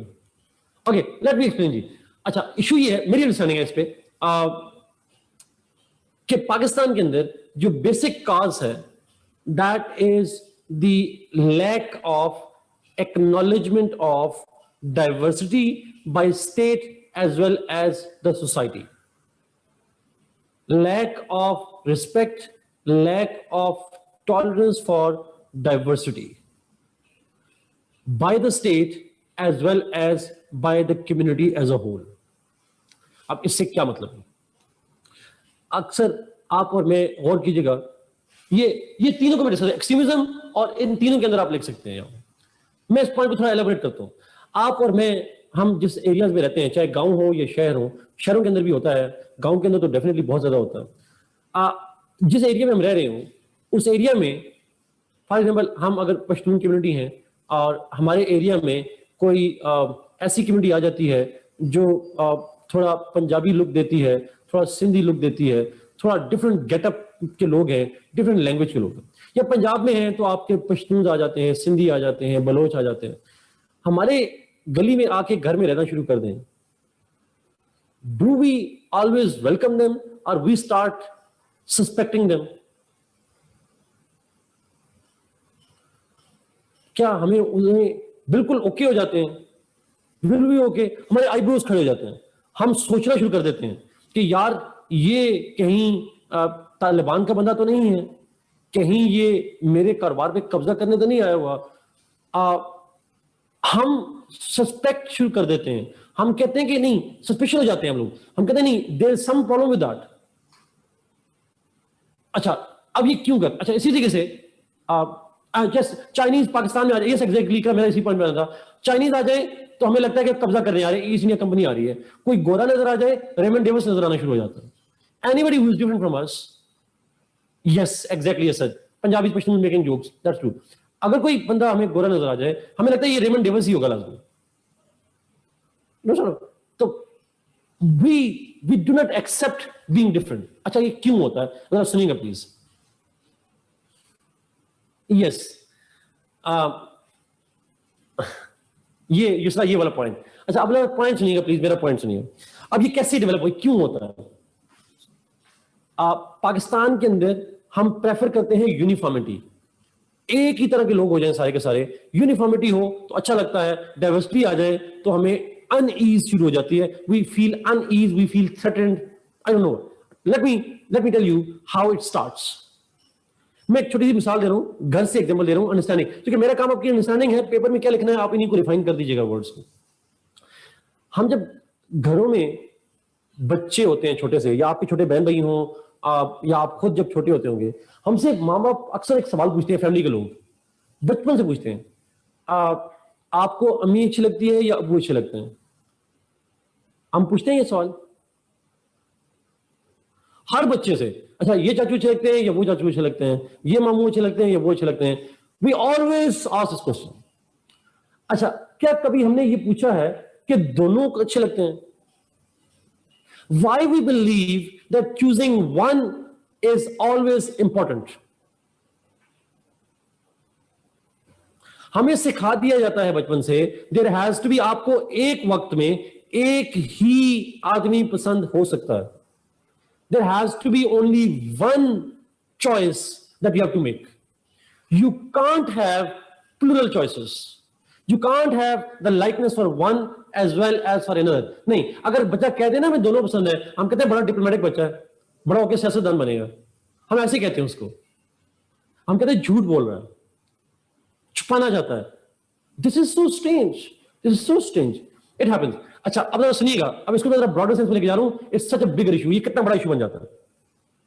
हम बचपन में घर से उसे सिखाते हैं एक ही चीज अच्छी होती है, या अच्छा या बुरा, यू नो, गुड और बैड, ये ब्लैक एंड व्हाइट भी चीज सिखा देते हैं। बच्चा बड़ा होता है, आप स्कूल भिजवाते हैं उसे। हम जब स्कूल भिजवाते हैं, सुनिएगा, बड़ा इंपॉर्टेंट पॉइंट बता रहा हूं आपको, और कभी इस पर गौर करिएगा। हम स्कूल जब जाते हैं, आप और मैं बचपन से किताबें पढ़ते हैं, पाकिस्तान स्टडी, सोशल स्टडी होती है, Pakistan study, social studies, Urdu, Islamiyat, जो भी पढ़ते हैं सारा कुछ। अच्छा, उन किताबों के अंदर हमें क्या पढ़ाया जाता है? मिसाल के तौर पर आप उठाकर देखें, जिन्ना साहब की कोटेशन बनाई जाती है कि जी ना हम सिंधी हैं, ना हम बलोची हैं, ना हम पंजाबी हैं, बल्कि हम सारे पाकिस्तानी हैं। ये बताया जाता है हमें। We stand united as one nation, no Sindhi, no Balochi, no Pashtun, no Pakistani। अच्छा, मेरा सवाल यह है, अगर आप बच्चे को यह बता दें, स्कूल में पढ़ा दें कि हम पाकिस्तानी हैं और हम सिंधी भी हैं, हम बलोची भी हैं, हम पश्तून भी हैं, हम सारा कुछ हैं और साथ पाकिस्तानी भी हैं, we can have the two identities. क्या यह बात हमें पढ़ाई जाती है?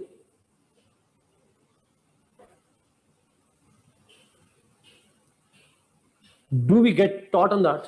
हमारे कोर्सेज में नहीं है, ना हमारे टीचर्स इस एंगल में पढ़ाते हैं हमें। अच्छा, अगर कोई बंदा कह दे, अगर बंदा आप में से खड़ा होकर कह दे, यार मैं पश्तून हूं and I love to be Pashtun, लोग कहेंगे ये सूबाई असबियत फैला रहा है, उसको कहते हैं लोग। लेकिन अगर एक बंदा स्ट्रांग पश्तून है, अगर स्ट्रांग पंजाबी है, is a strong affiliation with his identity, ethnic identity, how you assume that if he loves his ethnic identity, he will not be loving Pakistan? How you assume that? But we assume that. We all assume that. आप देख लें आपके सामने, और हम लोग भी यही करते हैं। हम कहते हैं बंदा, वो सियासतदान इतना अच्छा है, वो अपनी एथनिक आइडेंटिटी को एक्सप्लेन नहीं करता, वो सिर्फ पाकिस्तान का नाम लेता है। ये कोई अच्छी बात तो नहीं है। I don't think it's a good thing at all. What is wrong in having two identities? बात लैंग्वेज की नहीं हो रही उमर, युसरा, सॉरी, बात ये हो रही है कि हमें पहले आइडेंटिफाई तो कर लें भाई। हम इस पॉइंट को तो उठा लें कि एक वक्त में आप दो लाइकिंग्स रख सकते हैं, दो आइडेंटिटीज रख सकते हैं। Why can't you be the attached to your mother as well as the father in an equal way? Or even थोड़ा बहुत फर्क आ भी जाए, but you attach to both of them. Why can't you be attached with your provincial identity as well as your national identity? Why not?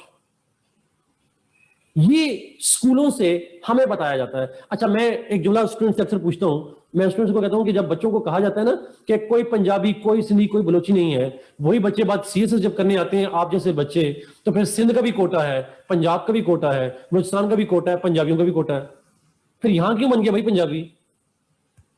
जहाज में कोटा रख दिया और बचपन में कहते हैं नहीं है कोटा, कोई सिंधी, कोई बलोची नहीं है। यहां पे कहते हैं आप सिंधी हो तो आपका ये कोटा है, बस इससे ज्यादा सीटें आपको नहीं मिलनी। आप पंजाब से यही सीटें मिलनी है, इससे ज्यादा आपको नहीं मिलनी। ये कहते हैं हम लोग, वी डू इट। यहां पे तो आप बचपन से बच्चे को हिपोक्रेट बना रहे हैं। You are giving the false notion of the unity. It's not unity, it's called uniformity. It's called uniformity, कि आपकी यूनिफॉर्मिटी है। अच्छा, इसी तरीके से शुमाइम ने आपने बड़ा अच्छा सवाल उठाया, आप इसकी प्लीज क्वेश्चन को पब्लिक कीजिएगा। Yes, hyphenate policy Khalid, true. Shumaim आप प्लीज क्वेश्चन को पब्लिक कीजिएगा, बड़ा इंपॉर्टेंट क्वेश्चन है। अच्छा, ये इशू फिर हमें पॉलिटिक्स में भी नजर आता है। आप कि अगर कोई बंदा, जो शुमाइम ने यहां पे लिखा, अगर कोई बंदा डुअल नेशनल है, हमें लगता है वो पेट्रियाटिक पाकिस्तानी नहीं हो सकता। We think that he cannot be a particular, but मैं पीटीआई को ब्लेम ही करता हूं। They were the first ones to raise this issue. इन्होंने ही उठाया था, अब इन्हीं के गले पड़ा हुआ है। But the point is, we do not accept.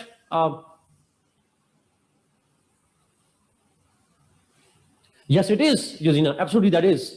अच्छा, let me give you another example जी। एक दूसरी एग्जाम्पल लेता हूं।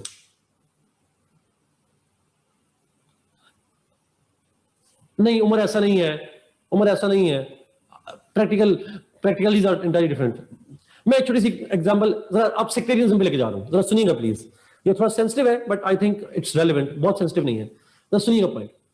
हम बचपन से जब स्कूल में पढ़ते हैं, इस्लामियात में, पाकिस्तान स्टडी और इंग्लिश में, हमें एक चीज बताई जाती है दैट हम इस्लाम, तमाम लोग मुसलमान हैं और इस्लाम एक ही मजहब है, हम एक मजहब के मानने वाले हैं। तमाम मुसलमान, ये लफ्ज नहीं होते बट आइडिया होता है, तमाम मुसलमान एक जैसे होते हैं, एक ही नमाज, एक ही रसूल, एक ही अल्लाह के मानने वाले होते हैं। क्या ये बातें, और हमें फिरका बंदी में नहीं पढ़ना चाहिए, क्या ऐसे जुमले लिखे होते हैं हमारी किताबों में? कोई ऐसा कोर्स या कोई ऐसी तालीम जिसमें आपको बताया जाता हो कि नहीं हमारे यहाँ फिरके हैं, ऐसी कोई तालीम दी जाती है? सवाल ही पैदा होता, कोई दे दे उसे तो लोग मार देंगे पकड़ के। अच्छा, अब सवाल सुनिएगा जरा गौर से। ये मैंने ना, हमने ये 2007 में एक प्रोजेक्ट किया था, ये सेक्ट वाला, इसलिए मैं इसको जरा बता रहा हूँ। ये इस पे मैंने प्रैक्टिकल काम किया हुआ, मैं ग्राउंड की बुनियाद पे कह रहा हूँ। 26 डिस्ट्रिक्ट पाकिस्तान की हमने काम किया था, हंड्रेड्स ऑफ सैंपल से। अच्छा, अब पॉइंट ये है कि ठीक है भाई, आप कह रहे हैं मुसलमान एक ही होते हैं, एक ही अल्लाह, एक ही रसूल, एक ही नमाज, हज, ज़कात, वो एक ही चीजें होती हैं सारी। बच्चा थोड़ा बड़ा होता है, उसे घर से भी ये सिखाते हैं और स्कूल में भी ये सिखाता है, गवर्नमेंट भी ये सिखाती है। और बच्चा जब बड़ा होकर माशरे में जाता है, तो आप और मैं जब बड़े होकर नमाज पढ़ने जाते हैं, अपने पेरेंट्स के साथ, बड़े बहन भाइयों के साथ, किसी के साथ भी जाते हैं नमाज पढ़ने, मस्जिद जाते हैं, रास्ते में ईद की नमाज पढ़ने जा रहे हैं, रास्ते में एक मस्जिद आती है जहां पे नमाज हो रही होती है, आपको लगता है यहां नमाज पढ़ेंगे, आपका बड़ा भाई जो भी साथ आपके जा रहा हो वो कहेगा नहीं, हमारी नमाज यहां नहीं होती, हम ये नमाज नहीं पढ़ते, हमारी नमाज कहीं और होती है, हम किसी और जगह जाके पढ़ेंगे। अच्छा, बच्चे को आपने शुरू से सिखाया, आपने उसे बताया कि एक ही तरह के मुसलमान हैं, तमाम मुसलमानों की एक ही नमाज है, एक ही कलमा है, एक ही तरह के, और उसे यह भी बताया कि तुम मुसलमान हो, तुम्हें कलमा पढ़ा दिया, तुम मुसलमान हो, एक ही तरह के मुसलमान हैं और हम मुसलमान हैं। अगर मैं मुसलमान हूं और मुसलमान एक ही तरह के होते हैं, और मेरी नमाज यहां नहीं होती, तो जहां मेरी नमाज नहीं होती वहां पे नमाज पढ़ने वाले, क्या वो मुसलमान कहलाएंगे उसके नजदीक? वो क्या सोचेगा दिल में? वो तो कहेगा मैं मुसलमान हूं, मेरा तरीका डिफरेंट है, इनका डिफरेंट है, मुझे तो सिखाया गया था दो तरीके हो ही नहीं सकते, तरीका होगा एक ही नमाज का तरीका होगा, एक ही अल्लाह, एक ही रसूल है। तो इसका मतलब है कि मेरा तरीका तो मुसलमानों वाला है, फिर ये जो तरीका है जो भी होगा ये मुसलमान नहीं हो सकते। हम बचपन में एक बच्चे को सिखा देते हैं मुसलमान होने का एक ही तरीका है, और वो तरीका वो होता है जिसमें, जिस घर में मैं पला बड़ा हूं, जिस घर से मैं पला बड़ा हूं, वही तरीका मुसलमान होने का। Are you allowed to follow the rituals of other sects in your Holmes?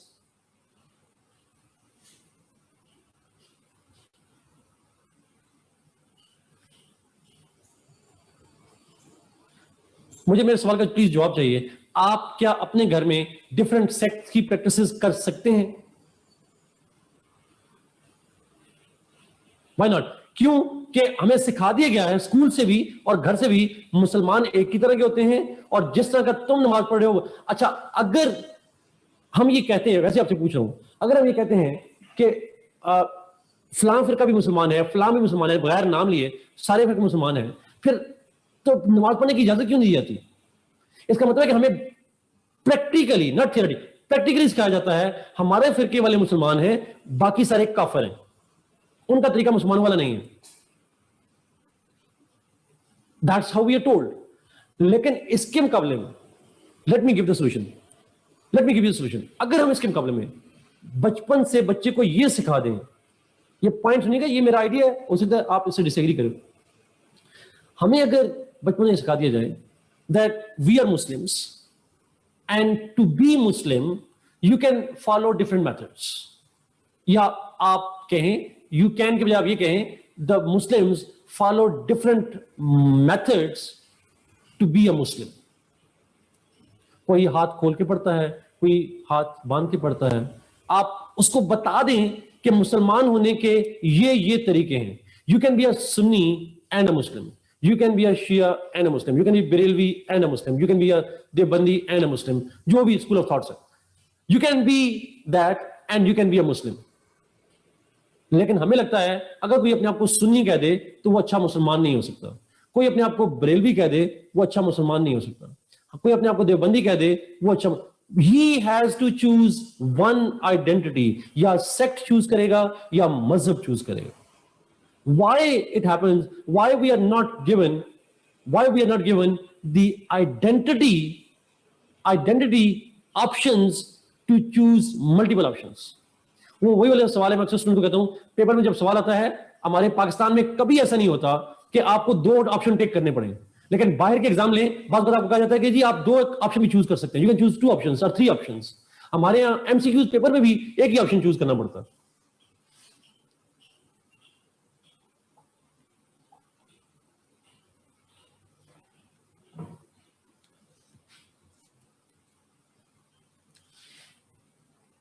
जी हाजा ठीक है, मैं ये नहीं कह रहा कि सेक्युलरिज्म पाकिस्तान में अभी बना है, it was always there most of times obviously, लेकिन हम तो करंट भी तो इशू है ना, तो इसलिए हम इसको लेकर यहाँ पे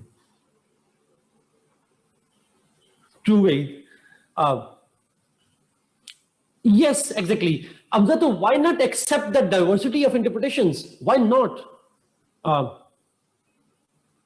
Maryam, then you are lucky अगर आप मल्टी ऑप्शनल आंसर्स होते थे, that's really lucky of you.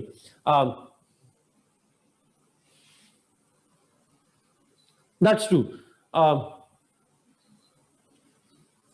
अच्छा, अक्सर एक कमेंट भी आया यहां पे कि इस्लाम में सेक्ट्स नहीं है। अच्छा, इस्लाम में क्या है और क्या नहीं है, बड़ा मुश्किल है इस बात को करना, बिकॉज हम इस्लाम से बहुत सारी चीजें डिराइव भी करते हैं जो एक्सप्लिसिटली नहीं होती, लेकिन इम्प्लिसिटली हम डिराइव करते हैं। मिसाल के तौर पर मैं छोटी मिसाल देना चाहता हूं। इस्लाम में सेक्ट्स नहीं है, तो हम शाफी और जो मालिकी और हनफी हैं उनको हम क्या कहते हैं, उनको हम क्या लफ्ज़ यूज करते हैं उनके लिए? सुन्नीज़्म के अंदर है ना, दे आर फिका। अच्छा, फिका और सेक्ट में क्या फर्क होता है? इमाम है ना, इमाम की डिफरेंट कुछ टेंजिबल है, फर्क क्या होता है? स्कूल ऑफ थॉट है। तो सेक्ट क्या होता है? सेक्ट भी स्कूल ऑफ थॉट होता है। तो मुसलमानों के अंदर ऑलरेडी सेक्ट्स मौजूद हैं। They're not almost same, but there are huge differences on many issues. बहुत सारे इश्यूज पे बहुत सारे डिफरेंट है। फिका के अंदर आप लोग जानते होंगे, फिकाओं के अंदर बहुत सारे डिफरेंसेस मौजूद हैं। अच्छा, क्या अब मेरा सवाल यह है, आप अपना फिका बताते हुए आपको फील आता है कि फिका जो है वो आपका है और आप मुसलमान भी हैं, एक फिका से भी मुसलमान है, दूसरे फिका से मुसलमान है, why not sects?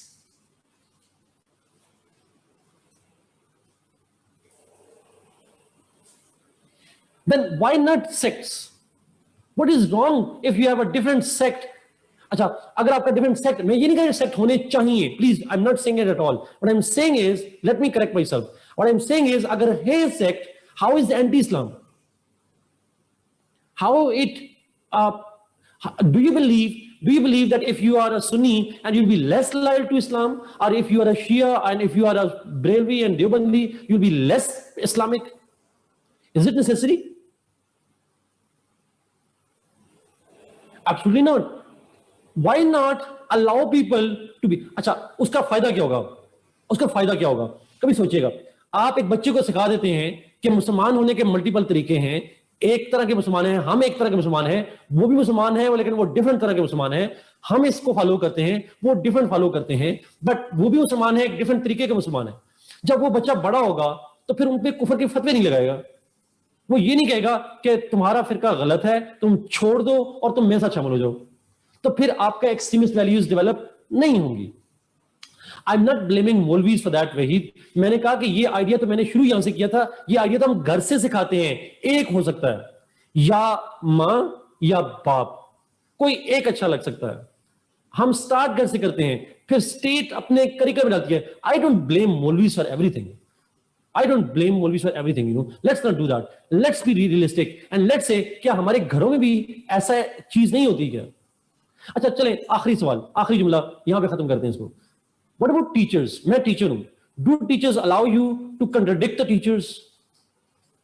Do they allow you to have a different interpretation of an argument? They don't. Teachers don't. तो फिर why blame Maulvis on that? अब मैं यूनिवर्सिटी टीचर्स की बात कर रहा हूं, यूनिवर्सिटी टीचर्स की बात कर रहा हूं। फर्क ये है, खैर मौलवी कत्ल का फतवा दे देता है कभी कभी, ये कत्ल का नहीं देते, लेकिन that's the problem, that's an extremist value when you do not allow somebody to have a different opinion. Yes exactly, so the point is, and let's be open on that, कि आपकी जो प्रॉब्लम है वो social problem है, और state create करती है, state narrative build करती है कि जी आप एक ही तरह। तो आखिरी कंक्लूजन में करूं सारे का, the real problem of extremism, ethnic and sectarian violence is that we do not understand the difference between unity and uniformity. हम unity और uniformity में फर्क नहीं कर सकते। ये दो अंग्रेजी के लफ्ज समझा दे हमारे माशरे को, उनको समझ आ जाएगी। Unity is having the same goals, but uniformity is using the same method to achieve those goals. Exactly, Zulfiqar, आप घर में भी यही होता है सौरभ। आप यूनिटी अचीव करना चाह रहे हैं, you can achieve unity through इधर यूनिफॉर्मिटी और you can achieve unity through diversity. अच्छा, मैं आपसे स्टूडेंट से अक्सर पूछता हूं, यूनिफॉर्म स्कूल में ना क्यों जरूरी है? Why it is essential to have uniform? बच्चों पे ये जुल्म क्यों करते हैं? एक जैसे दिखना चाहिए उनको, क्या फर्क पड़ जाएगा if they wear different dresses? What will happen? Equality, वही इससे इक्वालिटी डेवलप होती है, इससे यूनिफॉर्मिटी डेवलप होती है। To set a standard to look alike, why it's needed? Integration. Khalid, क्या आप लगता है एक जैसे यूनिफॉर्म पहनने से बच्चों की लड़ाइयां खत्म हो जाती हैं? बच्चे लड़ना छोड़ देते हैं, उनके फिरके खत्म हो जाते हैं, उनकी बाकी कॉन्फ्लिक्ट खत्म हो जाते हैं। Is it really a unity? It's not, it's just a uniformity. क्या डिफरेंट ड्रेस कोड पहनने से सिर्फ हमें मसला यह है? Yes, unity can be achieved through different methods. This is what we call the uniformity. Diversity के जरिए से आप unity achieve कर सकते हैं. You can be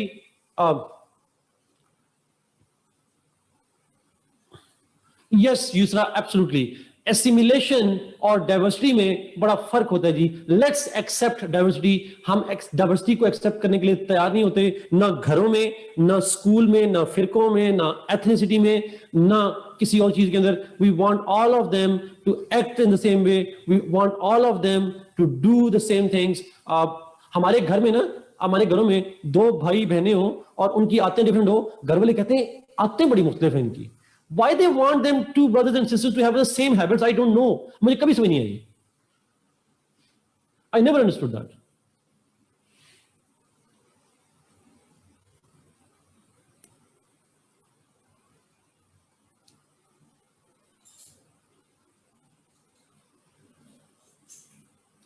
Hamza, that's absolutely I agreed जी।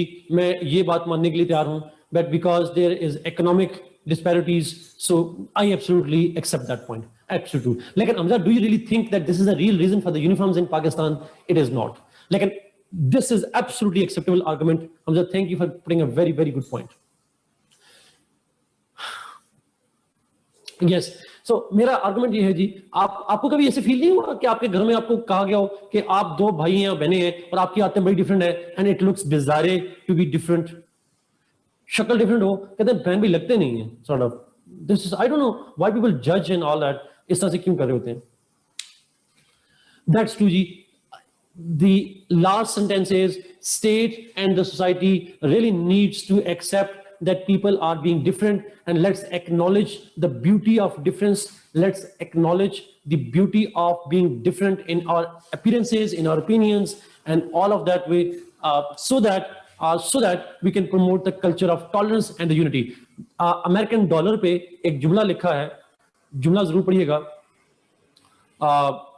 पढ़िएगा, और वो जुमला जो है वो ये है कि लैटिन वर्ड है बट उसकी ट्रांसलेशन कर रहा हूं, we are one from many, यानी we are united although we are diverse.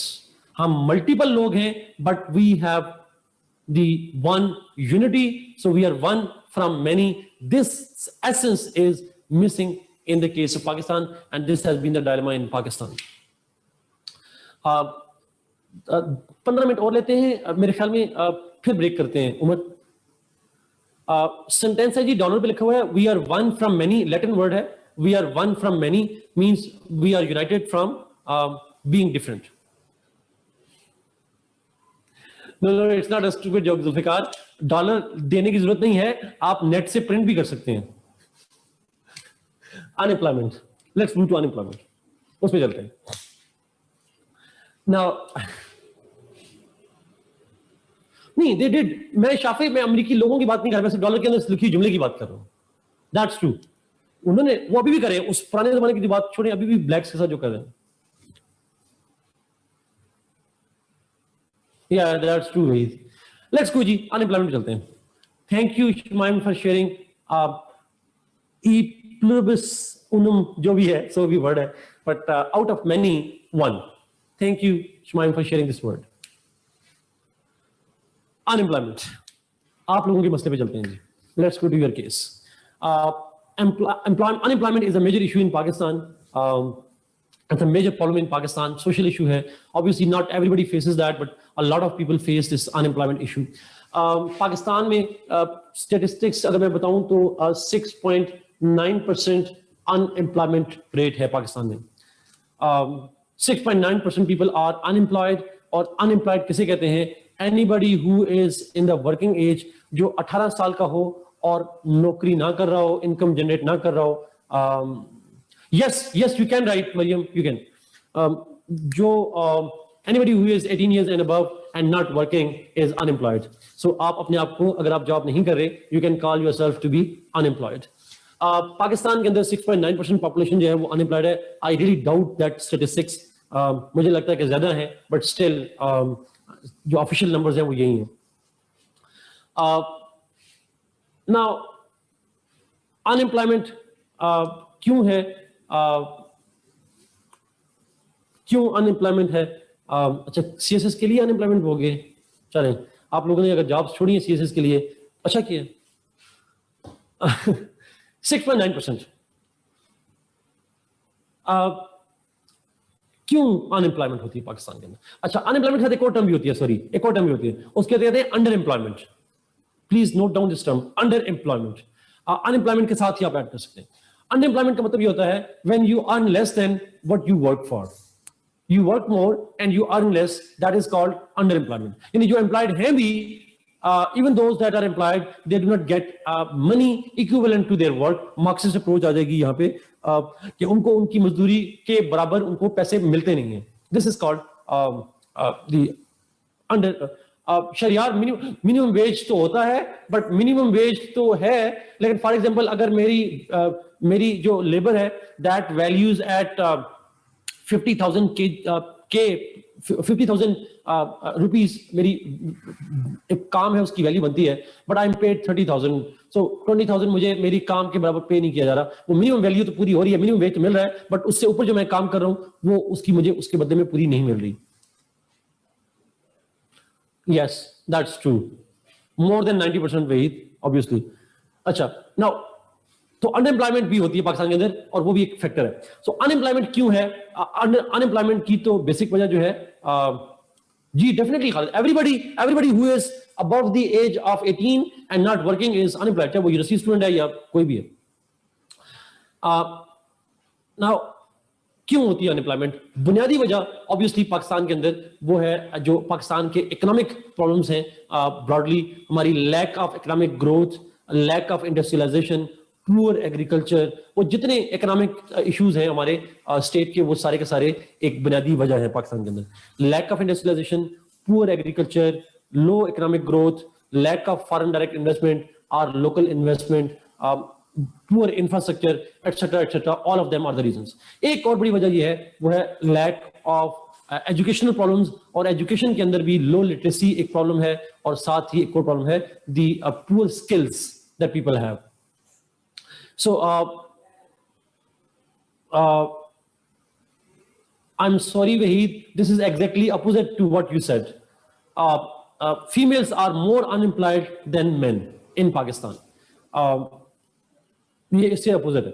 Now coming back to this point, छोटा सा पॉइंट पे चलते हैं, हम जेंडर इश्यूज पे बाद में जाएंगे, इस डिबेट में बाद में जाएंगे, बट पॉइंट इज, मैं फिर रिपीट करूं, इकोनॉमिक इश्यूज जैसे आपके पास है lack of economic growth, lack of foreign direct investment, lack of industrialisation, poor agriculture, lack of infrastructure development, educational illiteracy, higher illiteracy, और साथ ही मैंने कहा लैक ऑफ स्किल्स। ये मल्टीपल रीजंस हैं कि आपकी अनएम्प्लॉयमेंट है। You got a degree on BA, जिसको हम कहते हैं आपने बीए किया हुआ है, आपको मार्केट में जॉब्स अवेलेबल नहीं है। बट अगर आपने इंजीनियरिंग की हुई है, you have skills but you do not get jobs because economic growth नहीं है। But you have done a BA in literature और maybe somewhere else and you have a limited skill, तो आपकी skill की base पे limited skills है, तो आपको मार्केट में जितनी जॉब्स अवेलेबल हैं वो आपके लिए सूटेबल नहीं है। सो मल्टीपल रीजंस हैं जिसकी वजह से अनएम्प्लॉयमेंट होती है। बट ऑब्वियसली पॉवर्टी को मैं डिस्कस करता हूं, फिर इन दोनों का कंबाइंड सॉल्यूशन की तरफ जाएंगे। इसका सॉल्यूशन क्या है, कंबाइंड पे जाते हैं। पॉवर्टी,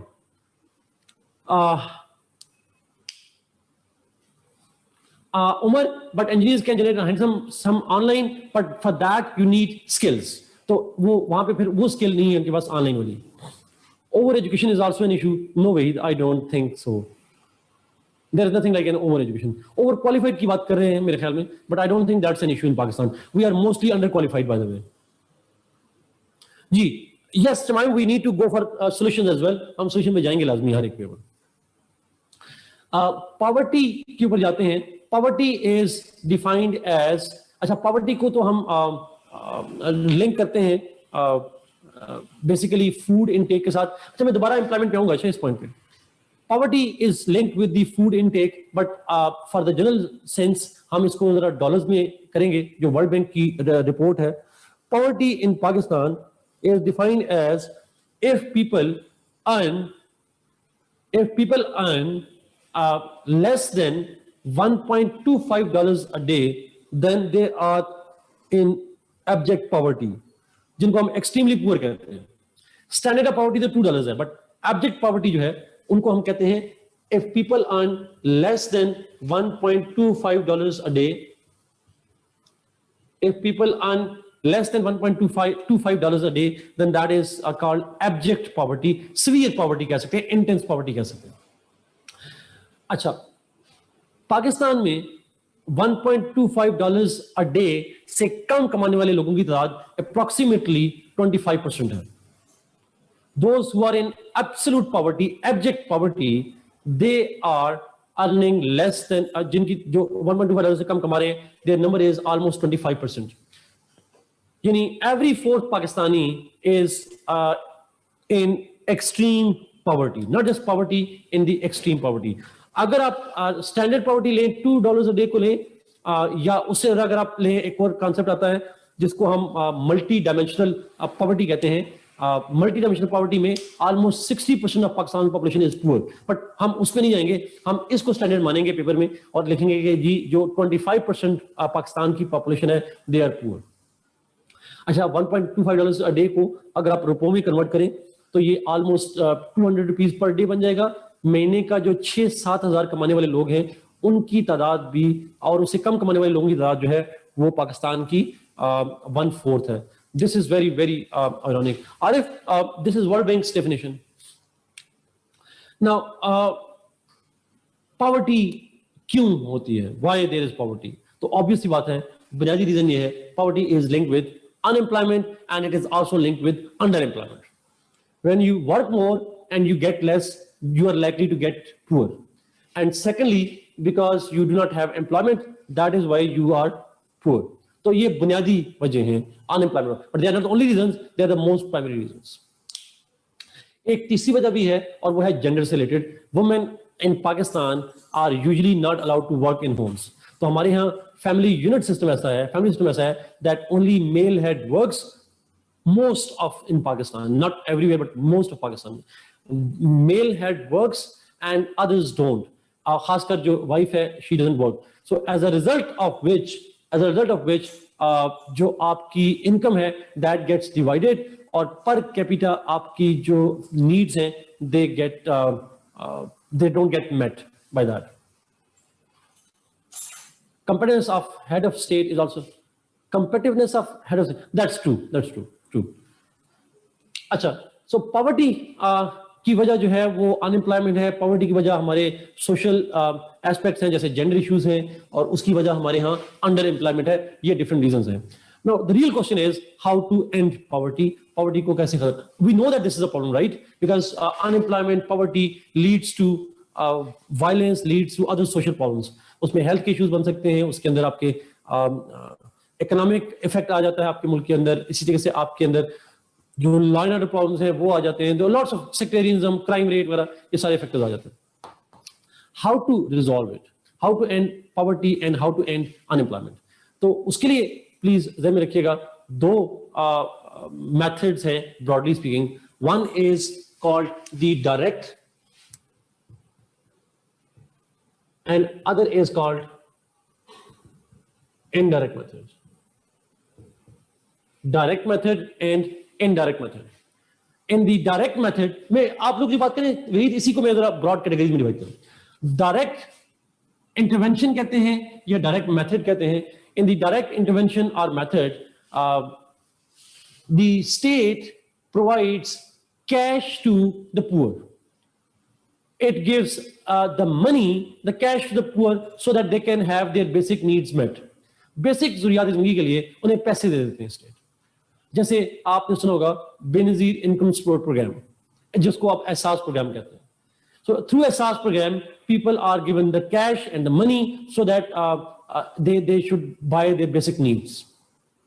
दूसरा है बैतुल, इसी डायरेक्ट मेथड के अंदर दूसरा मेथड है Baitul Maal. In Baitul Maal, through Baitul Maal people are given zakat दी जाती है लोगों को, और थ्रू ज़कात लोगों को बेसिक कैश दी जाती है, और उस कैश के बाद people are expected to buy the needs. तो मेरा आपसे सवाल है, is direct method a solution to poverty or it's a relief from poverty? जी इकरा, इसको डायरेक्ट इंटरवेंशन कहते हैं. It's a relief, it's not a solution. ये एक रिलीफ है. डायरेक्ट इंटरवेंशन का लफ्ज होता है, डायरेक्ट मेथड का लफ्ज होता है. But this is only a temporary solution.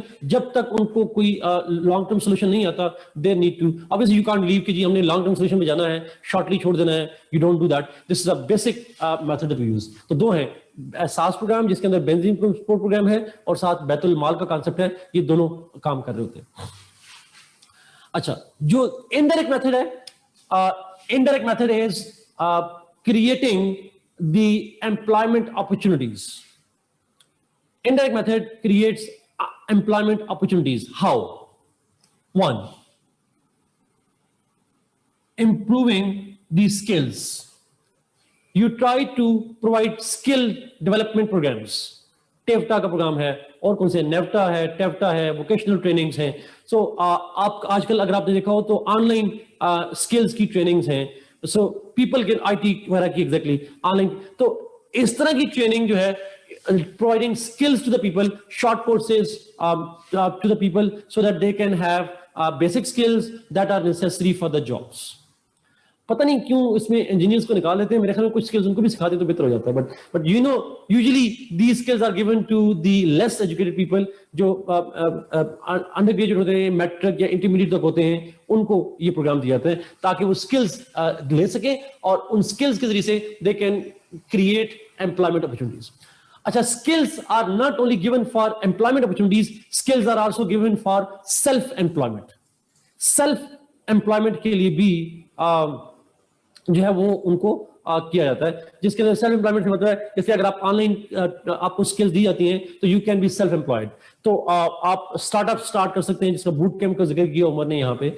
So you can create kind of you can teach them techniques, methods through which you can help them in getting skills, and through skills they can either get jobs or they can start their own businesses, they can start their own self employment opportunities. दूसरा है skills के बाद दूसरी point आता है और वो है micro financing.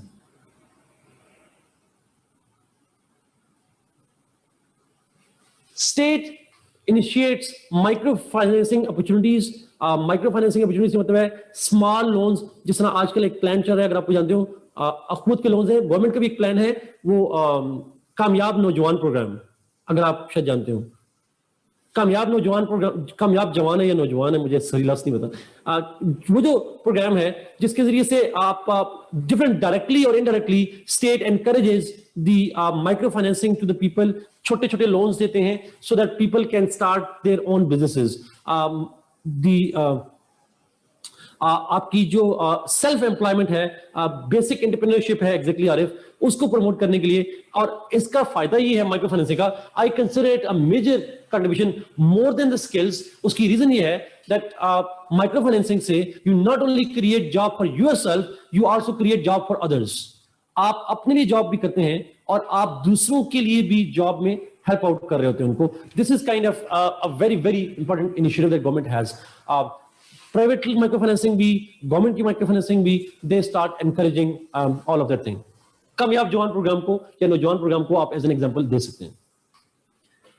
Iqra, because SDGs पे आपका अलग से लेक्चर होगा, there be a separate lecture on SDGs, तो उसमें हम ये चीजें डिस्कस करेंगे, बट रेपिटेशन हो जाएगी।